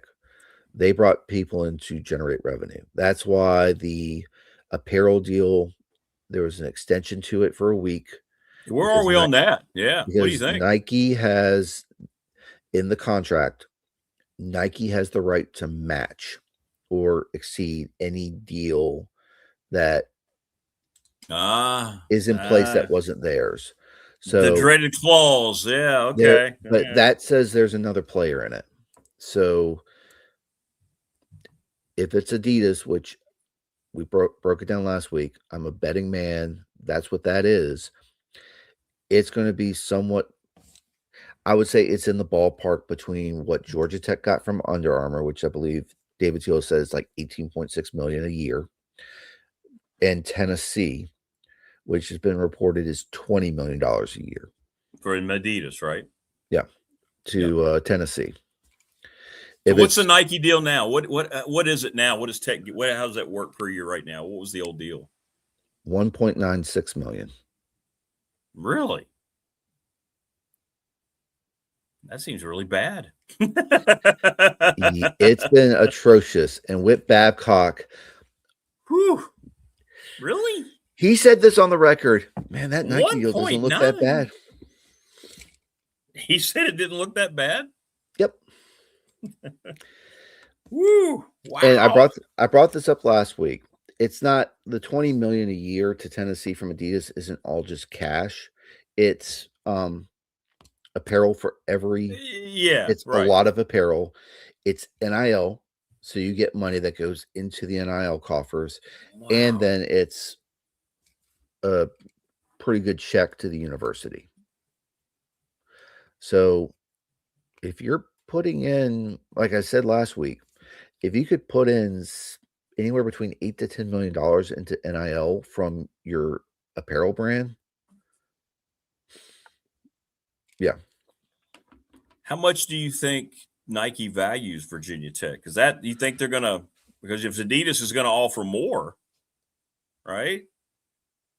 I mean, is Nike gonna hang around and do that, or are they just gonna say, okay, we're not gonna worry about that now? I don't know what they benefit from that. So. Nike is the apparel sponsor for I think 2/3 of the Power 4 programs. So Nike probably views Alabama in a higher realm. Yeah. Ohio State, Michigan, bunch of them in the SEC. Interesting. I can't remember. I think Auburn's Under Armour, but you look at these SEC and Big Ten schools that are Nike, and then most of the ACC is Nike as well. I think the exception would be Miami is Adidas. I mentioned last week, Boston College is New Balance. Yeah. But I think the rest of the ACC is Nike. So if you get a chance for Adidas to come in with a big time offer that's somewhat comparable to what Tennessee got, and you get close to $20 million a year, you take it.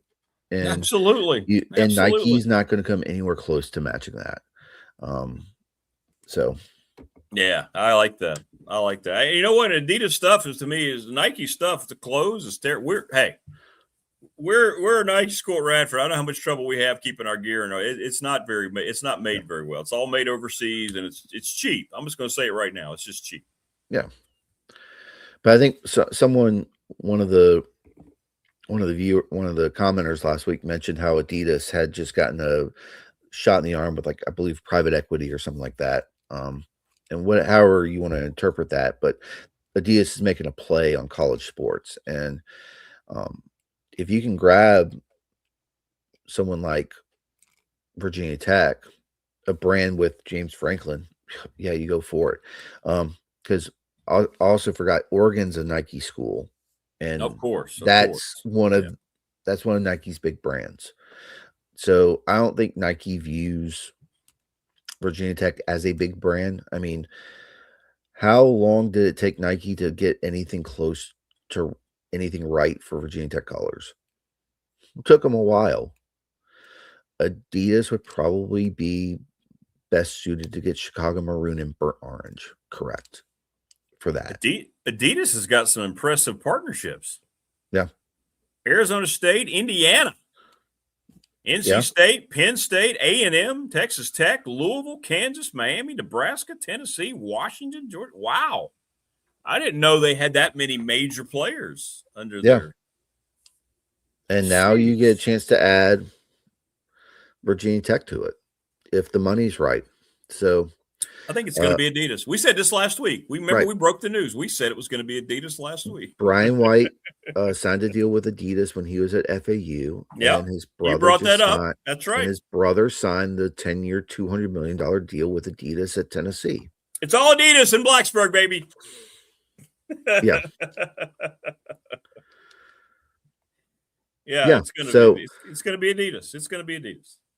Yeah, and like you said, like competition-wise, Adidas bringing in Virginia Tech Virginia Tech is going to be one of their top brands versus Nike, where Nike's got a ton of the SEC and a good chunk of the Big Ten, and Nike's not going to give that up. No.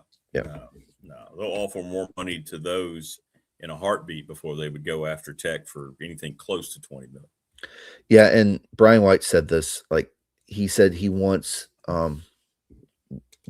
these entities to view Virginia Tech as we view Virginia Tech. So I want starter, bring the coach back. Oh, those are great though. Those starter jackets are fantastic.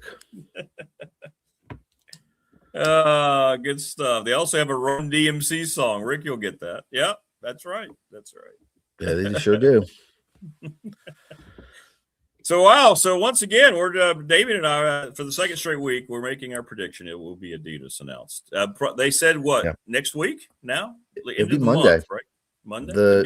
The extra weekend's Monday. So who knows? James Franklin might address us at the press conference, and then Brian White may come up and be like, Adidas. Yeah, he comes out in a brand new. Hi, everybody. I have an announcement. Yeah. Take off the Nike gear and you show off the Adidas gear. Just like on signing day. Yeah. That deal won't go into effect till the 27-28 year. Rip it in half. Yeah. Oh, that'd be good. That'd be smart. That'd be fun. They should do that. Yeah. Exactly what they should do. I did see someone asked about who's the starting left tackle. Yeah. Brandon asked that. Yeah. Me thinks it's Justin Terry. Okay. Now I say that because we haven't seen 11 on 11 or the offensive line working in like a 5-man unit all camp. So we're going off that Logan Howland in like some individual drills yesterday. The groups of 2 was working next to Brody Meadows, and Brody Meadows is your starting right guard. So Logan Howland was getting reps over with your right guard. And I saw Justin Terry working exclusively with Laith Gannum. I think it's Terry. Now I can be wrong, and it ends up being Howland. And they could move Howland to right tackle, and then you have Montavious Cunningham as the swing guy, of a guy who can fit in a guard and guy who can fit in a tackle. So it'll be interesting to see how it plays out. Again, the offensive line seems like you have more options now, even with Johnny Garrett being out. So I would say, yeah. Damian Wayne says, I know we look bigger, but have we looked faster? I'd say in the wide receiver room, we were kind of struck by how fast Quayshawn Brown was in the spring. Davion Brown looks every bit as fast as Quayshawn Brown, and he is fast. And one thing we noticed yesterday is that he was the 4th wide receiver through in drills, and James Franklin sort of reaffirmed that it seems like Fat Rat is going to be a factor this year at wide receiver. And that means he's past Keelan Adams and Chance Wiggins and Takai Heath and Luke Stewie and those guys, which shows you they really like him. And from what we've seen, he gets behind DBs very easily. And he's a guy who could factor in at punt return or kick return. So I think this group is faster. Overton is fast. Haven't had a chance to see it, but I don't think he's lost a step. I think this team's going to be faster. And the way they play defense, like I mentioned earlier, with single gap, attack mentality, it's going to be a faster group. And speed So- kills, man. Speed kills. Got to have speed. Yes, it Gotta have does. speed. Yeah. Yeah, and if you can put Brown or both Browns back there, I mean, what can Brown do for you in this case? At punt return, that I mean, I think Dwight Vick said it best on Twitter. Like Virginia Tech was really humming when you had guys who could. Yep. You had to fear on special teams in the return game. Yeah. He talked about that last week on the show. Yeah. Eddie Royal, those days were just electric whenever he went back there to catch a punt. Oh my Lord. David Wilson. David Wilson. Too. Jeez, yeah. So good. Yeah, he could, like, that one kickoff return against Georgia Tech, he probably could have started doing front flips into the end zone from like the 20-yard line if he wanted to. Yeah. So D'Angelo Hall was special. Yep. Like Virginia Tech has had phenomenal so many good special teams games. Yeah. You could probably do an entire show on those guys, and I can't wait till like Bud Foster goes on with TSL and talks about the return game. Yeah. But you need someone like that, and I think Quayshawn or Davion Brown, whoever you want back there, could be that for the Hokies.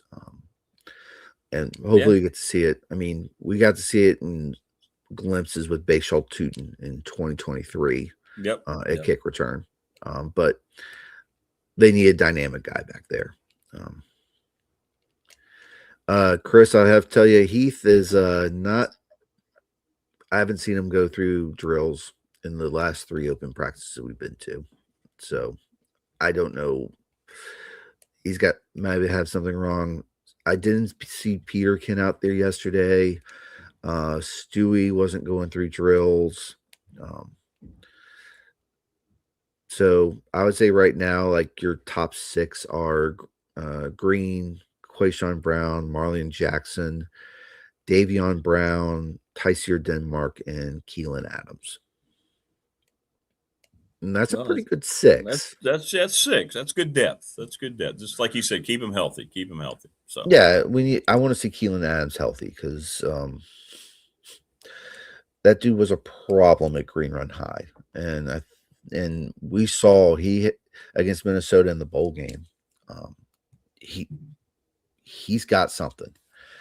He's got something that some wide receivers don't have, and so I want to see him on the field. And I think it's important with the way passes are distributed in this offense. Like you need to be in that top 6 because the tight ends are going to get a good chunk of it. Though Grunkemeyer did target wide receivers a good bit when he took over as starter. Kind of broke that down where I think like 60% of his passes went to wide receivers. But he targeted a lot of receivers. He targeted a good bit of tight ends, and he also factored in the running backs. So, but yeah, I like the 6 that they have at the top of the board right now. I'd like to have seen what Stewie could have done because he was talked about a lot, but and same with Peterkin. But the 6 they have right now are good. They've done a good job of making that roster better, especially there. Well, it's going to be a wild run to the weekend. Enjoy football this weekend, man. I know you will. It's going to be fun. We got games. Yay! Got games, and I've got a couple ribeyes that I'm going to put on the grill. And tradition with my wife, I cook ribeyes the last Saturday before the season starts. Okay. Absolutely. Medium rare. Always. Well, enjoy your Saturday. Enjoy your steak. Will do. All right, brother. Take care of yourself. All right. Talk to you next week. All right, man. David Sordelette, great stuff as always from David. Yeah, ribeyes and football. Now we're talking. Now we're serious. Life becomes more meaningful. Mike Burnip a little bit later. David Teal here in just a moment. Good info as always from Damien. Good interaction from our peeps here on BDST. Subscribe, like, and share if you haven't. It's important to remind people, if you go back and watch any of it, or if it just comes up, just go back and like. We need that. Likes are big in their whole dynamic. Thanks to Family Fencing, sponsor of our studios, McCullen Chiropractic, our chat room, Professional Door Incorporated, our text line. We're, of course, presented each and every day by Pulaski County Sports and Entertainment, Little River Heating and Air, the attorney Ryan Pry, Trust and Estate Planning, our BDST Fan Question of the Week, National Bank, member FDIC, Ready Set Fund, Sundown Electric, the NRV Super Bowl, and Lawson's Mobile Home Supply. Let me go interact with the feline here and get him back outside, and then we'll rock and roll. Talk amongst yourself right before Teal joins us. Good, buddy.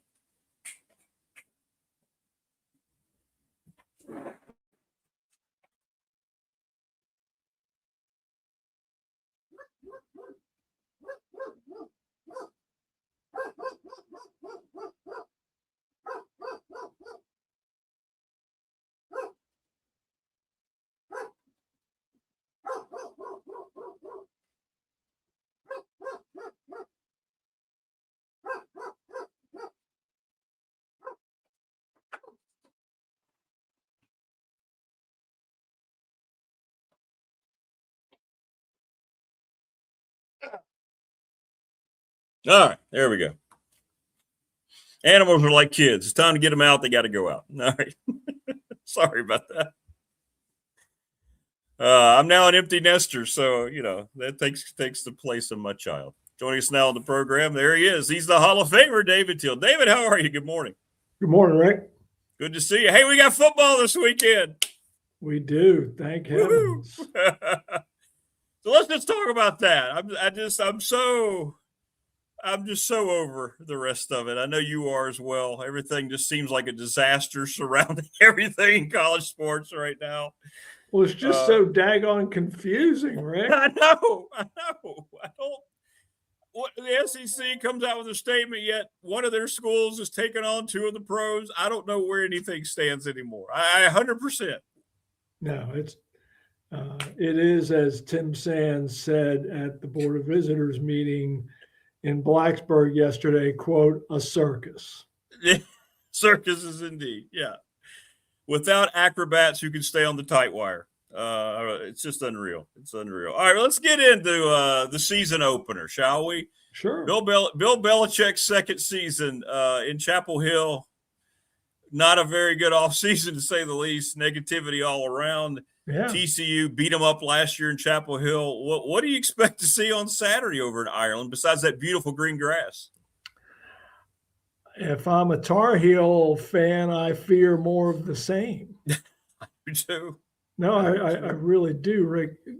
Might Carolina be more creative and competent offensively with Bobby Petrino coordinating things? Sure. But is the talent level any better? I don't know. They went all in on freshmen during the offseason, which is an odd way to go when you are trying to upgrade quickly. And the schedule is a beast, especially early.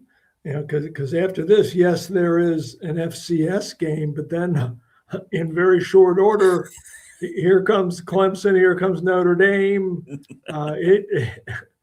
It could get very uncomfortable in a hurry. And oh, by the way, your general manager is still on paid administrative leave, and that may be coming to resolution here shortly.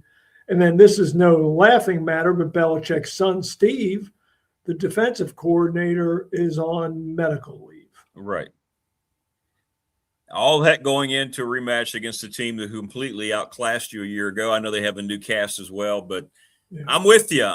It just seems like a lot of people are watching the Carolina program just for that specific Belichick watch at this point. Well, how that program's going to try to go into the second season. It's bizarre. I think it's people rubbernecking on the interstate. Yeah, that's a great – yes. They're just looking at the accident going the other way. And maybe they'll fool us all. Heck, Virginia fooled everyone last year. I know.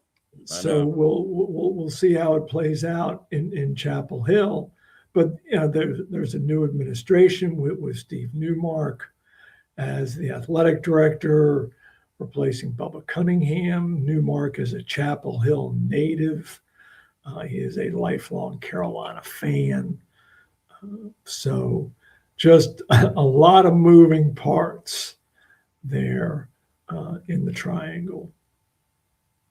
Billy Edwards, who didn't have a great touchdown to turnover ratio against Power 4 schools, is now has been named the starter. So that's going to be interesting to keep an eye on. Yes, it will. And they have other options. They have a true freshman that they brought in, who it appears will be QB2 for now. They were kind of a revolving door at quarterback a year ago. Are they more patient this go around? Who knows? Do you think it's an indication that Belichick knows it's his job whenever he wants to leave it to go with freshmen? You're right. It is curious, isn't it, to go with so many youngsters when you had so many obvious gaps and things like that in talent? No. Because I don't think it is going to be his call. Okay. I mean, if it goes south, I don't see how you run this back. Yeah. Year 3, not with a new administration in place. And come on, man, is Boy Lombardi's going to be gone? Does Belichick want to run it back in year 3 if year 2 is anything resembling year 1? Right. At his age, yeah, with his Hall of Fame resume and his bank account and his gal pal on the side. I mean, come on, man. Like you go to Ireland for a vacation and not for a football job, right? Yeah. They can go anywhere they want. Well, the one I'm generally excited about, especially now that it's a conference still, this Virginia NC State game, man. It was a great game last year, and we're going to find out early about 2 of the programs that have, a couple of the easiest paths in terms of who they miss at the ACC schedule. Rick, I firmly expect the winner of this game to leave September undefeated. Wow. And I just think that's the way the schedule lines up. Now, but both have Power 4 as mandated non-conference opponents. The Wolfpack goes to Vanderbilt, and the Cavaliers go to Charlotte to play West Virginia in a neutral site game. But I think they will win those contests, and then they can really start to dream about Charlotte and the ACC championship game. Well, what kind of we know about the new quarterback, the offensive line? You've talked about it. I mean, it's going to be pretty solid all the way around, maybe the best on paper in the ACC. Yeah. Tony Elliott, they just keep on going about their business, plugging in holes through the portal wherever it takes. I hear the defense is good. I know Filmation talks about they kept the coaches there. That's been the key. It's been able to keep that staff cohesive. This feels like this is now a program, isn't it? He's turned Virginia into a program, Tony Elliott. He has now to be, I don't know if it's not being harsh, but to be realistic, they have one season where they knocked it out of the park. And that was after 3 poor seasons. Can they sustain? That is, I think, the overarching question. But they are going to tackle that mission with the most experienced roster in the Power 5 or Power 4, excuse me. Now, a lot of that is because of portal acquisitions, but I think Virginia has 34 players on the roster who are in their 5th year of college or more, some 6th and 7th year guys, and another 21 guys who are in their 4th year of college. Wow. It is the sport's oldest roster. Does that translate?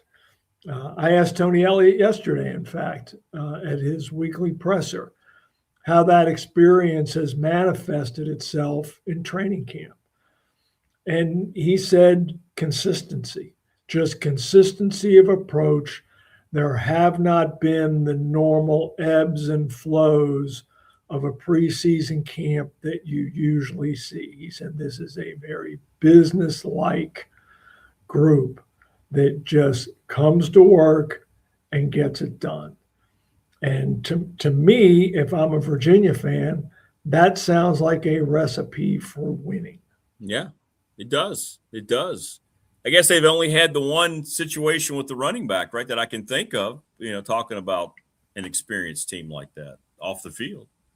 Yes, so. And Tony Elliott did announce yesterday that Solomon Beebe is suspended indefinitely. He's still with the program, but suspended indefinitely. Now, Rick, if you're Virginia and you got to lose somebody at a position, running back is the place because they believe that they are quite deep there, led by Jaquil Middlebrook, the transfer from Middle Tennessee. And they also have a transfer from Tennessee in Peyton Lewis, who is a Virginia kid from high school. So I'm interested to see how that rotation plays out Saturday against the Wolfpack. And let's not forget, in the running game, Bo Prabula, the quarterback, is going to be an integral part of the rushing attack. Yes, he will. Yes, he will. He, from all accounts, he can scoop and is very dynamic athlete. And oh, by the way, CJ Bailey on the other side is equally dynamic. That's why I think Saturday at Scott Stadium could be wildly entertaining.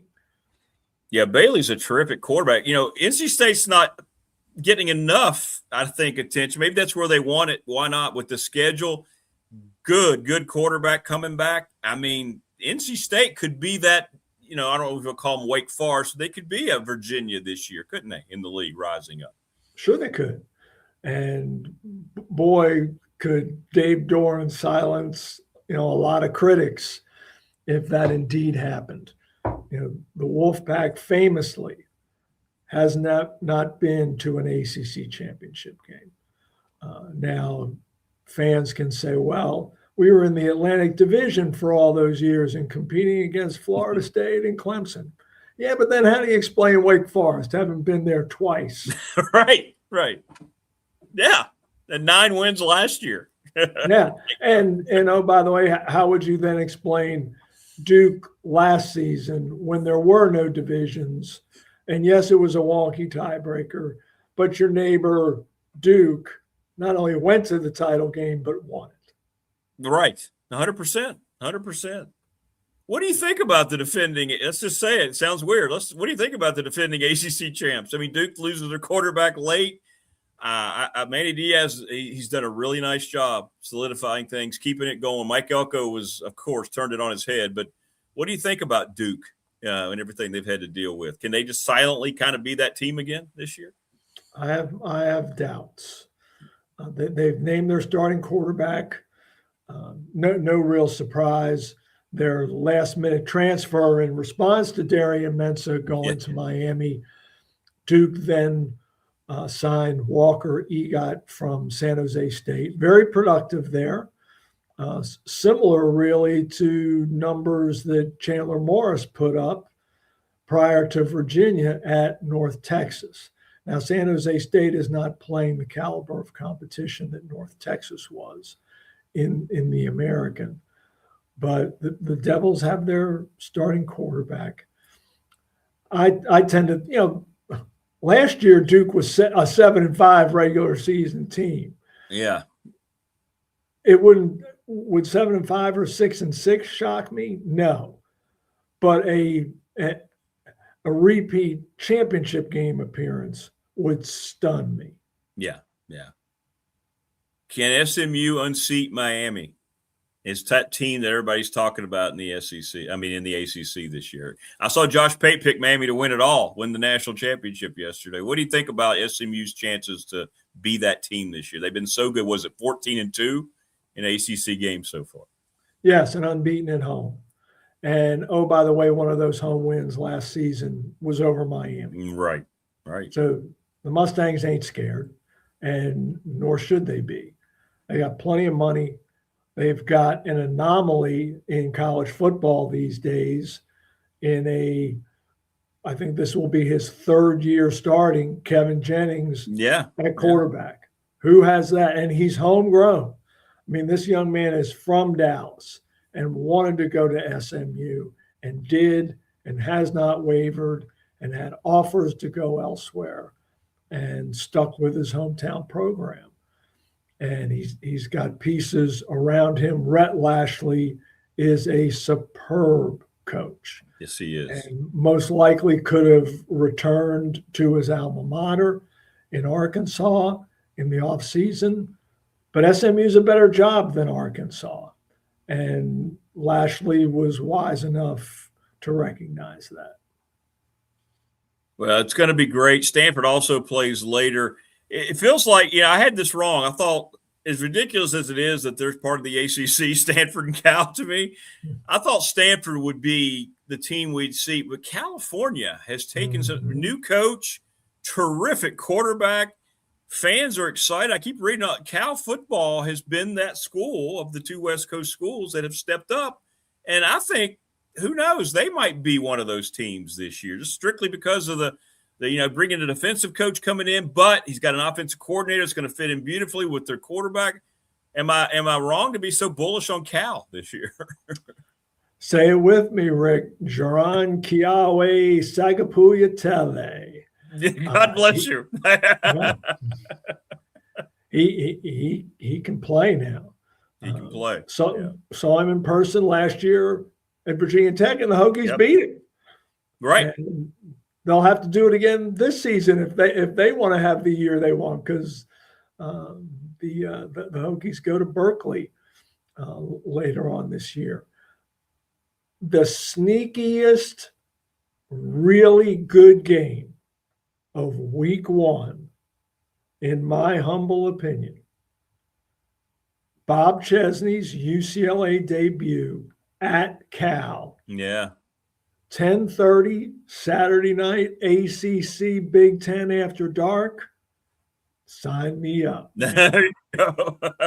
It's going to be great. I'll be in some hotel after Virginia Tech and VMI, and I will be watching that bad boy till all hours. Yeah, that will be fun, won't it? You're right. That's an intriguing matchup. It is. I'm glad they're playing each other still. With the conference shift and all that. That's good. I'm glad. And they're playing again next season too. I believe. And once again, it'll be week one. Now, I'm sure you're aware, Rick, and maybe most of your listeners are, but next season and beyond, week 0 is the new week 1.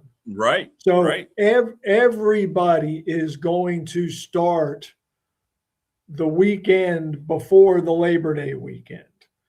And that's why you've already seen Virginia Tech and the Citadel have already announced their game for the new week 1 next season, as have UVA and Arkansas State. But everybody's going to be playing. There will be no more week 0. And I think you'll mostly see, as Michael Strickland, the ACC's senior VP of football explained it, you'll see non-premium, non-conference games largely in week 1, as everybody kind of gets their feet wet. And then you will see the normal bangers Labor Day weekend, when teams can really feel like they're ready for prime time. Yeah, and I think I like that. I do like week 0, because you get to focus on just a fewer amount of games. A few games. Yeah, I kind of like that too. So either way is fine, but I do like week 0, especially this year when you have some intriguing matchups, at least for us here this year. Yeah, and Florida State plays, as well, right. simultaneous to Stanford, Hawaii. But Florida State, I believe, is a 4+ touchdown favorite against New Mexico State. Yeah. Well, we'll see how they handle that. There's some good athletes out there from New Mexico State. We saw that when those guys transferred from Vanderbilt to Vanderbilt. Well, have fun. I'm guessing you're going to be in Charlottesville, not in Ireland. That is correct. Charlottesville is a much easier commute than Rio de Janeiro would have been.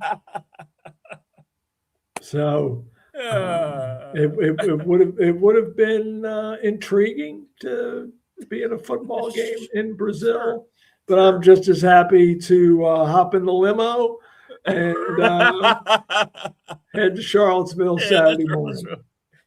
Well, you'll be there with my son. I just dropped him off down at UVA last Saturday, so he's going to his first football game on Saturday. Nice. So. He's going to be on the hill, and he'll be well lubricated, I'm sure. I guess he will. Well, have some fun, man. Have some fun. I can't wait to talk to you about week 0 going into week 1. So, all right, Rick. All right, brother. Stay safe, man. You too. Bye now. All right. Good stuff from David Teal. Hop in the limo and head to Charlottesville.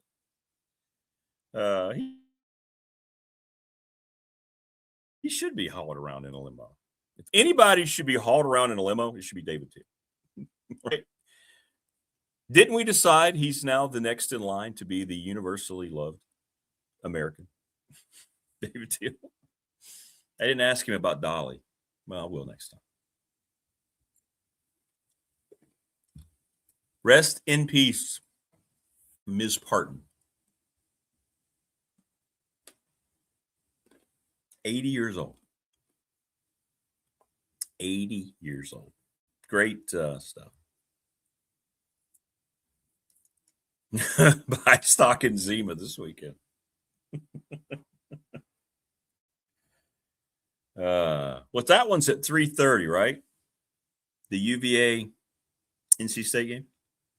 And then you got Carolina at noon. I don't have I got a broadcast Saturday night, so I'll get to see most of the UVA game. We won't be able to do pop tomorrow night because I have a broadcast as well. Real life, real job getting in the way of fun channel stuff. So we will reconvene with pop next Thursday. Yeah. Then I'll have to be over on Friday. I can't do it Friday because I'll be over at Blacksburg High School for their opener against Giles. And then we have JMU coming in for soccer on Saturday. No rest for the weary. But that's okay. That's okay. I'm fine with, the week 1 thing is fine, but I do think there's some intrigue. There's been some intrigue to week 0. I'm going to miss week 0. I think I will. I think I'm going to miss, especially this year. The Carolina game offers a lot of intrigue for all of us. And, of course, UVA and NC State offers a lot of intrigue. So, always offering a lot of intrigue is that gentleman. He's Mike Burnup joining us on the program. Thanks to Louise Baker team Long and Foster. So I inadvertently scared people yesterday because I didn't say it properly. I said, well, Mike can't be with us. He has to go to the doctor. And they were like, oh, my gosh, what happened? No. It was scheduled, right, Mike? Everything was just by the board here. Oh, yeah, just scheduled for a checkup. That was it. That was the big thing. No big deal. Came out of there good. Don't have to go back for 6 months, and all things were good. Just about 20 minutes, and I was out. So, yeah, just happened to be at 8 o'clock right when I was supposed to be on. So, everything's good. Yeah, it was good. So I appreciate your flexibility, so you can do it today. No problem. No, thanks. That's no problem. I'm glad. Got to keep those peeps. Got to keep those peeps in suspense every once in a while. Exactly right. They can't. Where's Mike? Well, then I said it wrong. He's at the doctor. What? Hang on. Yeah. All right. So I believe year 44, right, for you coming up. All right. So how excited are you? I know you got another new era you're ushering in here. How's your vibe personally going into week 1, a week from Saturday against the Keydets? It's been good, Rick. I haven't seen this much excitement probably since the Michael Vick times because it was so much hype around him and how Oh good he man. was as a freshman when he redshirted. You said, "You're not going to believe this kid." And he came out and he delivered. And now it's the same kind of thing, same kind of vibe. They got money in the program, they got more bodies, they got more depth, they got bigger kids, faster and stronger and more of them. And I think James Franklin has changed the culture a little bit. And I think everybody's excited and ready to go. When you're an athlete and you're in training camp for that month of August, it is brutal. That grind just gets so old. And now, you're a week away in a few days from playing somebody else and being able to hit somebody else. And so that's gotten the players focused a little bit different. Yesterday, they worked on a little bit of VMI stuff the last couple of periods. And so that was good to see because, they're going to run that option offense under Ashley Ingram. It's going to be a different offense. And, you go back to those Georgia Tech days, kind of that kind of thing, the A backs and the B backs and all that stuff. And, it's run, run, run. And all of a sudden a quarterback's going to catch you sleeping, right?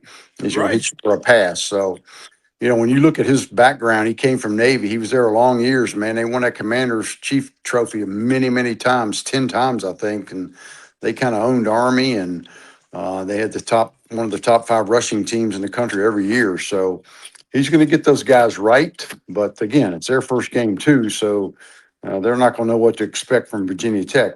Although VMI does play an opening game, they're at Idaho Yes, State. they Yeah. do.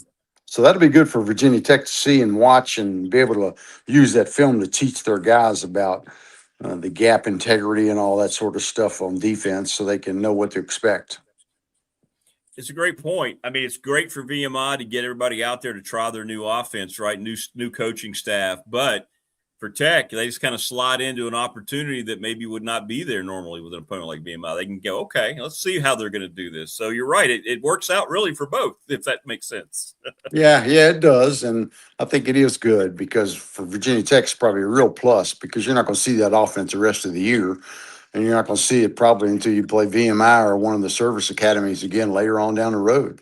So, yeah, it's going to be a big plus to be able to have those extra days to prepare and know exactly what they're going to do because you got it on film. And so, they got to travel all the way out there and then come back. And of course, travel to Blacksburg is no big deal. It's only 80 miles, but it's going to be fun. They're going to have a lot of activities. They play for the Sword, and the Sword will be out there on the Hokie Village pregame, and I think the original Skipper Cannon I think is going to be out there, and they're going to have a flyover with some helicopters, and so it's going to be a lot around this game being a night game, and so. Yeah, I encourage people to get out there to the Hokie Village and kind of look at some of that stuff. A lot of history and tradition around this game. Well, what did you get out of the last scrimmaging and so forth? And where do we stand now as the team starts to, settle down a little bit in terms of contact and things like that to get ready for the first game? Yeah, I mean, it's been good. The competition's still been good out there, Rick. I mean, there's guys still fighting for positions, especially on the offensive line and, wide receiver. And so there's still that. It's still spirited. I mean, I think yesterday when I was out there, they had the goal line drill, and I think it was 10-10. When you look at the offense defense, they keep score. It was like whoever won that particular rep. So every rep is won gets a point and that sort of thing. So it's 10-10. And I think the last one, when they had the tiebreaker, I think the offense won. And so the defense had to do their push ups. So, yeah, it's good to see that because you don't want to see one side dominating the other because then you're starting to scratch your head like, maybe that offense ain't so good or maybe that defense is missing a couple people. So that part's been good. I think he was frustrated a little bit with some of the penalties still happening because you have referees there at every practice and that sort of thing. But yeah, there've been a couple of drop passes and some of that stuff. But again, school started yesterday. Your mind's probably on class and your whole schedule's been changed because it was just all football all the time, and now you got class thrown in there. And so Yeah. it's good to get this week under your belt before you get into game week next week. So Yeah. it's been good. Yeah, I think it's been very good, very competitive. The Board of Visitors is meeting this week, and so they were all out there. The board was out there yesterday at practice watching. So Dr. Sands was out there, and Brian White, the AD, all the people on the board, Jay Pearson, they were all out there watching practice last night. So that was kind of cool to see them as well. So yeah, it was good. It's been good. Still good high level practices. Well, that's good to know. That's good to know. Can't slow down just because of the opponent. Can't slow down. Got to get things done in week one, even though it's, we kind of know how it should go in week number one. We'll see. Yeah. Yeah. All right, let's get into this weekend. It's week 0. It's going to be our last week 0, as David Teal just pointed out. Everything's going into week 1 next year. I've kind of liked week 0 a little bit. I've kind of liked having fewer games and you can focus, especially this year with Carolina and the Virginia NC State game. For us in our region, it's kind of nice to have the games that we have at hand this weekend. Yeah, that is going to be fun. And I think everybody's anxious to see what Carolina's going to do after that bloodbath they took last year down in Chapel Hill. They're going over to Ireland and play that game. So that should be fun and interesting. Try to get a little payback. And, the NC State UVA game last year didn't count in the standings, but this year it does. That game was supposed to be in Brazil. Yeah. That fell through. So, yeah, home game for UVA, who's got a fairly easy schedule when you look at it, one of the teams they don't have to play this year. So, yeah, that'll be fun. And they got a lot of new players as well, new quarterback. And so I think all these teams, there's intrigue around all of them because there's so many players with the transfer portal era. That's going to be fun to watch. And again, like you say, fewer games, so you get to focus in on them. And you're not flipping channels every 2 minutes from Fox to ABC to ESPN to see who's on this one and what's on that and who's playing tonight. And yeah, it's going to be kind of fun to watch. Just see some real football for a change. I know, and and I'm trying to focus on it. Everything's so bad off the field. Everything, I'm so tired of it. And this SEC puts out a statement that seems nonsensical, but yet it makes sense. But they're putting it out after the Big Ten about the pro players. Yet LSU, they're taking 2 of those guys. Does that mean they're ineligible? I don't know where anything stands anymore. I was just talking about that with Teal. We don't know what's going on. I'm confused. Yeah, it is. It's crazy. I mean, to even think that a kid could go to an NFL camp and just decide, okay, well, I got cut or I'm going to make the practice squad. I think I'll go back to college. I can make more money. I mean, just the thought of that is just insane. Why that they would even consider that happening makes no sense. Of course, I do understand these kids that didn't know this in December and January when they had to make a decision. That's right. Back or what. So you feel bad in that regard, but still, I mean, if you go to an NFL camp, you're trying to make that team, and if it doesn't work out, you're going to be like another 1,000 people, right? You're just going to be out of work, just like so many of the other ones are. I mean, sorry about your luck. And I was one of those guys, so I know. But yeah, it's to think that they could come back and do that is just crazy to me that they would even entertain that. Kid that's played 5, 6, 7 years to go back to college and because they could get more money. Well, yeah, they can. Well, you should have thought about that, or maybe they should have changed the rules. But now it's just a matter of, hey, I'll get a lawyer and I just find the right one. I can get a judge to make it right. That's right. Find the right one. Yep. And who's getting rich?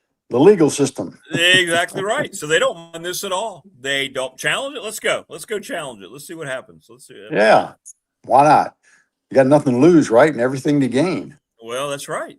Exactly right. So I mean, you go back to college, it's like it's life-changing money for some of these guys.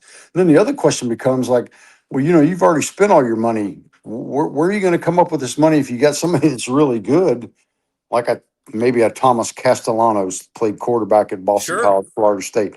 Where are you going to find the money to pay him? And somebody else has got to cough it up, right?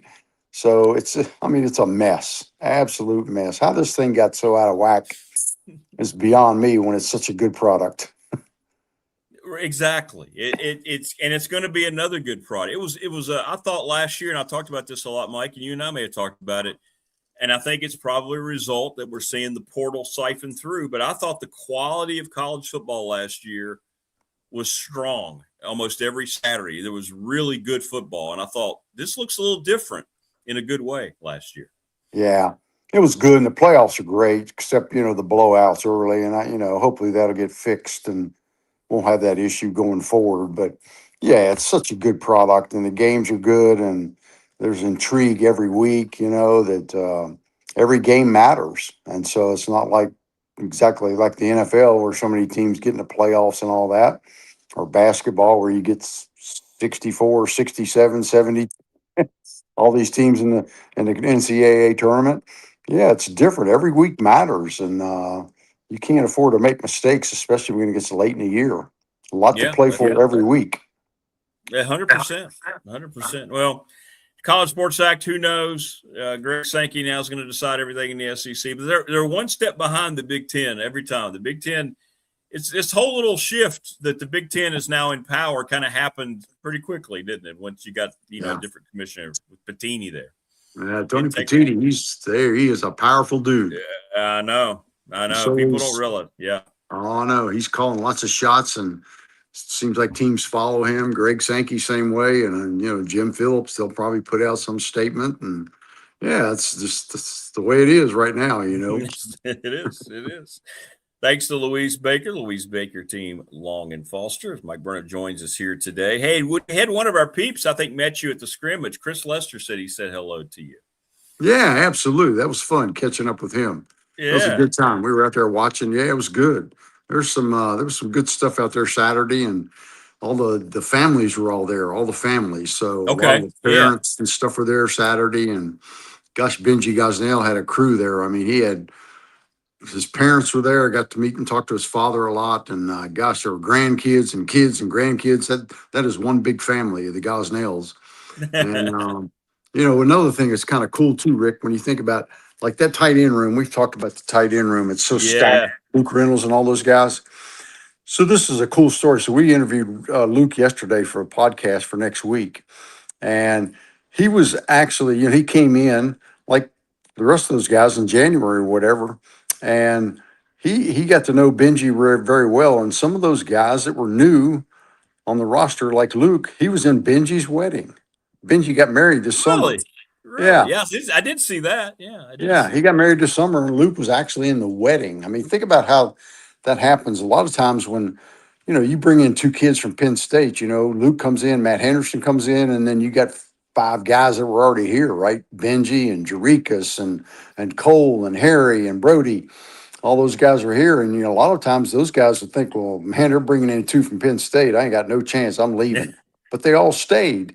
And those guys got close, and Luke was in the wedding. He's such a great kid on the Mackey Award watch list. He's very excited about what's going to happen this year. Tyler Warren was, they played together one year when Luke was a freshman, and Tyler Warren won the Mackey Award in 2024. So it's a great tight end at Penn State. So it's going to be fun. Fans are going to love Luke. I mean, he's going to be a kid he's going to be a first down maker. That guy's a possession receiver. He's got a great chemistry with Ethan. It's going to be fun to watch that. So that's kind of a cool story. But seeing all those parents out there Saturday was fun. Just watching their kid, and then they make a catch or a play or a tackle, and they jump up and cheer, and and they come over to the sideline and they try to catch him. And then they had a big meeting with Coach Franklin later after practice, and then they had a big barbecue Saturday night. So that was kind of cool to have all the families in town. Got to meet a bunch of them. I'm going to stand by it, Mike. I think this year, Ethan Ruckmeyer and that kid they're going to create a Brady Gronk type of situation. He and Luke. That's going to be they're going to be the ACC's Brady Gronk combo this year. It could be. It could be, because boy, you watch him in practice, it's like he's got that comfort zone. Ethan does with Luke, and when you need a first down or a big play or something, he's looking at him, man, because he knows he can trust him. He's a big target. He's 6'5", and he's 250, and he's got good hands. Yeah, he's a guy to watch out for sure. And Jerikas Harrison made some great catches Saturday in the scrimmage in the stadium. He was out there, and Benji did as well. Those guys are talented, and it's going to be fun to watch them just because they're going to use those tight ends a bunch. Yeah. It's going to cause so many problems too. I love it. Yeah. Coach Elmo thinks Benji's got a chance. He could be on an NFL roster because he doesn't think he's reached his potential yet. And NFL teams see what he can do, especially as a blocking tight end, that he has a chance to end up sticking somewhere. So we'll see that'd be great for him if that happens. It would. I mean, he's battled so many injuries with both knees and all that stuff, and to have him healthy, he said he felt as good as he ever felt. that's encouraging. And I think he had a career low, like 86 yards last year. He's going to blow that out of the water this No year. doubt. No And they're doubt. using 2 and 3 tight ends on a lot of the sets that they run. So, yeah, that's going to be fun to watch those guys get out there and get after it. So, looking forward to that part for sure. Earlier, when we had Damien on, somebody asked about the team speed, Mike, but I want to ask you, you know what it's supposed to look like as well as anybody. How do you like the overall team speed? Is it much improved or is it just a little improved? How do you like it this year? It's much improved. Yeah, just like the size of the guys are when we talked about before. They got over 30 of them, over 300 pounds. And they had this thing out the other day. I saw that they took the scholarship players, I think it was, and they had the average weight. And Virginia Tech was number 2 on the list. Wisconsin was like 242.2 pounds, the average weight of the roster. And Virginia Tech was like 242.1 or something like that. It was really close, number 2 on the list. So they're bigger, they're a lot faster, a lot stronger. They got receivers that can run. They're gonna love some of these guys out there. That Quayshawn Brown is so fast, the kid from Duke. And Marlon Jackson has looked great. Yeah, they're going to like it. And good competition. Running back Jeffrey Overton looks really good. His speed is back. And yeah, they're a lot faster than they were, a lot bigger too. People are going to Well, love the product. I think so. I think it just sounds like if they can keep people healthy and Yeah. the defense does its part. I mean, this is a team that you feel like in what I mean, everybody asked me, Mike, and I don't know. I just feel like after we watched last year with Virginia's rise and Duke and Virginia and the ACC, and then Wake Forest winning 9 games, everybody picked them last. Virginia was picked down at the bottom. I mean, Tech could do the same type of thing from 3 wins to contender. It can happen. Sure. And it's not crazy to talk about. Oh, it is. Yeah. I mean, UVA spent a ton of money on their roster, right? And I told you before, when they had senior day, you might have usually 15 or 20 kids. They had 52. So they paid some guys to come in and play. And now they got the most experienced roster in the country, they say. When you look at the number of snaps, career starts, UVA's top of the list. So, yeah, it's going to be fun. And, you know, nobody really knows how good they're going to be because you can only look at them on paper. But now that the games are going to start to get played, you're going to find out, well, who's good, who's got what, who needs help here or there. But that part's the fun part, that the games are finally going to begin. And so, yeah. Oh, I will say a couple quick things too, Rick. The first radio show is tomorrow night. Tomorrow night, First okay. in Maine. Tomorrow night, First in Maine, and it's from 6 to 8 o'clock. It's going to be a 2-hour show tomorrow for the first one. After that, there'll be just 1 hour. But they're having a big to do at First in Maine. There's going to be a band out there at 8 o'clock at night, out there in the parking lot, I believe. Wow. Okay. Yeah, so this is going to be a big to do. So it's first come, first serve. You want to get there early if you want to come. And you know, they extended the contract for the apparel. That was supposed to come in Monday because Nike, the contractor, trying to renegotiate. So, but they extended it till next Monday. So we'll find out then maybe what the situation is with that. And a lot of things happening. Beverage contract, you know, they put that out for bid too. It may not be Coke anymore. We'll see what happens with that. And I think they're still working on a logo for the field. There's a lot of stuff in the works that's going to come to fruition here in the next couple of weeks. Well, as a Pepsi guy, let's go Pepsi. Let's go. Let's go. Yep, we'll see what happens with that. There's a lot of money in that old bottle of juice, right? You better believe it. Totally terrible for you, but I got to have it. That's my addiction. And just like we got to have a lot of Louise Baker wherever we go, right, Mike? I know, man. She's got to be excited. I know. She's looking forward to it. And I hope she didn't give away the tickets to this game. I hope she's going to be there in person to see it because it's going to be fun to watch for sure. I think she is. She was talking about her tailgate setup. I think she's there for the. Oh, good. We need to find that tailgate. Yeah, I know. I want to be part of that. Heck yeah. Come on, Louise. Well, enjoy week 0 and have fun tomorrow night on the show. And hey, next week, guess what? We get to talk about a real football game. I know. That's going to be exciting. Absolutely. It's finally here after all that long wait and anticipation. Everybody's undefeated, right? But not for this week. Nope.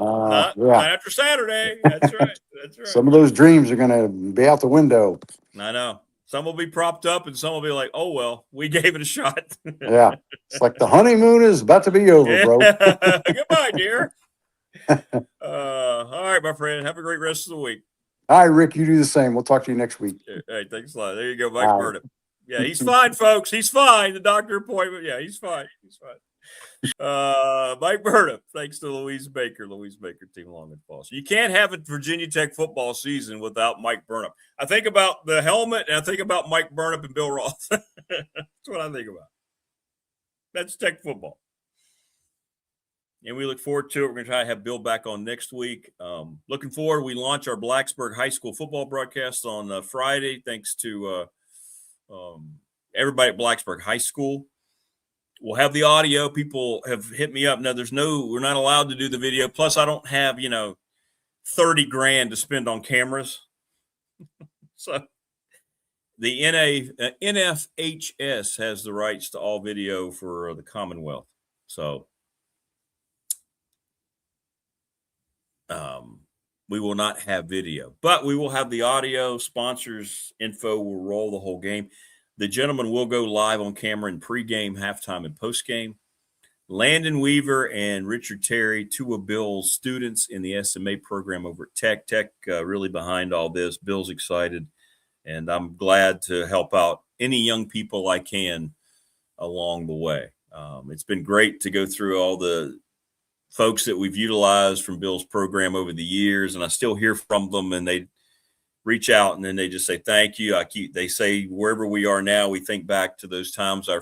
Some of their first broadcasts are of Radford events. They help out with whatever it might be, women's basketball or volleyball or baseball or softball, and when I can't do it. And it means a lot. It's a little thing. It's not a lot that I'm contributing, but it's nice to be able to give some experience. And this is a brand new thing for us here in the NRV. Just like this show is the first of its kind here in this region to be on YouTube. The first high school football broadcast we're doing this that I know of on YouTube is Blacksburg football. So we're kind of trying to carve out our niche as innovators here on the program.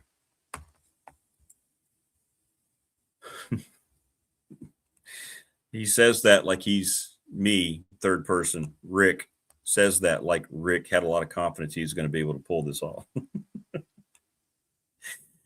But it is something I can give them, and they do a great job. They're always prepared, and I know how much Bill appreciates it. So, and Bill and I have been friends for over 3 decades now. So it's cool. It's cool. And I get people say, what about Radford kids? We don't have that program. We reach out to our communications department. There aren't kids that, that are available that want to do it. But Bill has a specific core, and they are thirsty for the experience. So anything I can provide them, that's what I do. We have a little Virginia Tech to Radford, back to Virginia Tech convoy going, and I'm glad to be a small part of it. Jimmy likes broadcasting. Saw a scene the other day. That's just a little clip. I love the clip. You remember when Jerry has the conversation with George, and they go, what are we doing with our lives? And then they agree they want to maybe get married. And then Kramer walks in and gives Jerry the speech. Kramer, I got to tell you, George and I had this conversation about life. And Kramer interrupts. Oh, like there's something else out there for you? Something more meaningful? Yeah. Well, let me tell you something, buddy. There's not. What are you thinking about? Marriage, children? Jerry, well, they're prisons. You wake up in the morning, she's there. You go to bed at night, she's there. Oh, I don't think you can watch TV at dinner time. Why not? Oh, because you're going to talk about your day. How was your day today? I had a great day. Oh. And then at the end, Jerry's completely gone 180. I'm glad we had this conversation. Oh, you have no idea. So good. Hey, what's up, Chillax? I've missed being called Scrappy Coco. Good to see you. I couldn't remember. I got to write down Scrappy Coco. I like that. If I ever create a different channel, I'm going to call it Scrappy Coco. All right, everybody enjoy the rest of your Wednesday. Oh, my goodness. What we got tomorrow? We got David Smith. We got Andy Bitter. We got Dwight Vick. Isn't there somebody at 7:30? I don't know. Anyway, we'll see what happens. Everybody take care. Hey, Kitsune. Thanks to our guests. Thanks to Keon Brown, Damian Sordelette, David Teal, Mike Burnham. Man, that's a heck of a lot of sports entertainment for you right there. We'll see you tomorrow.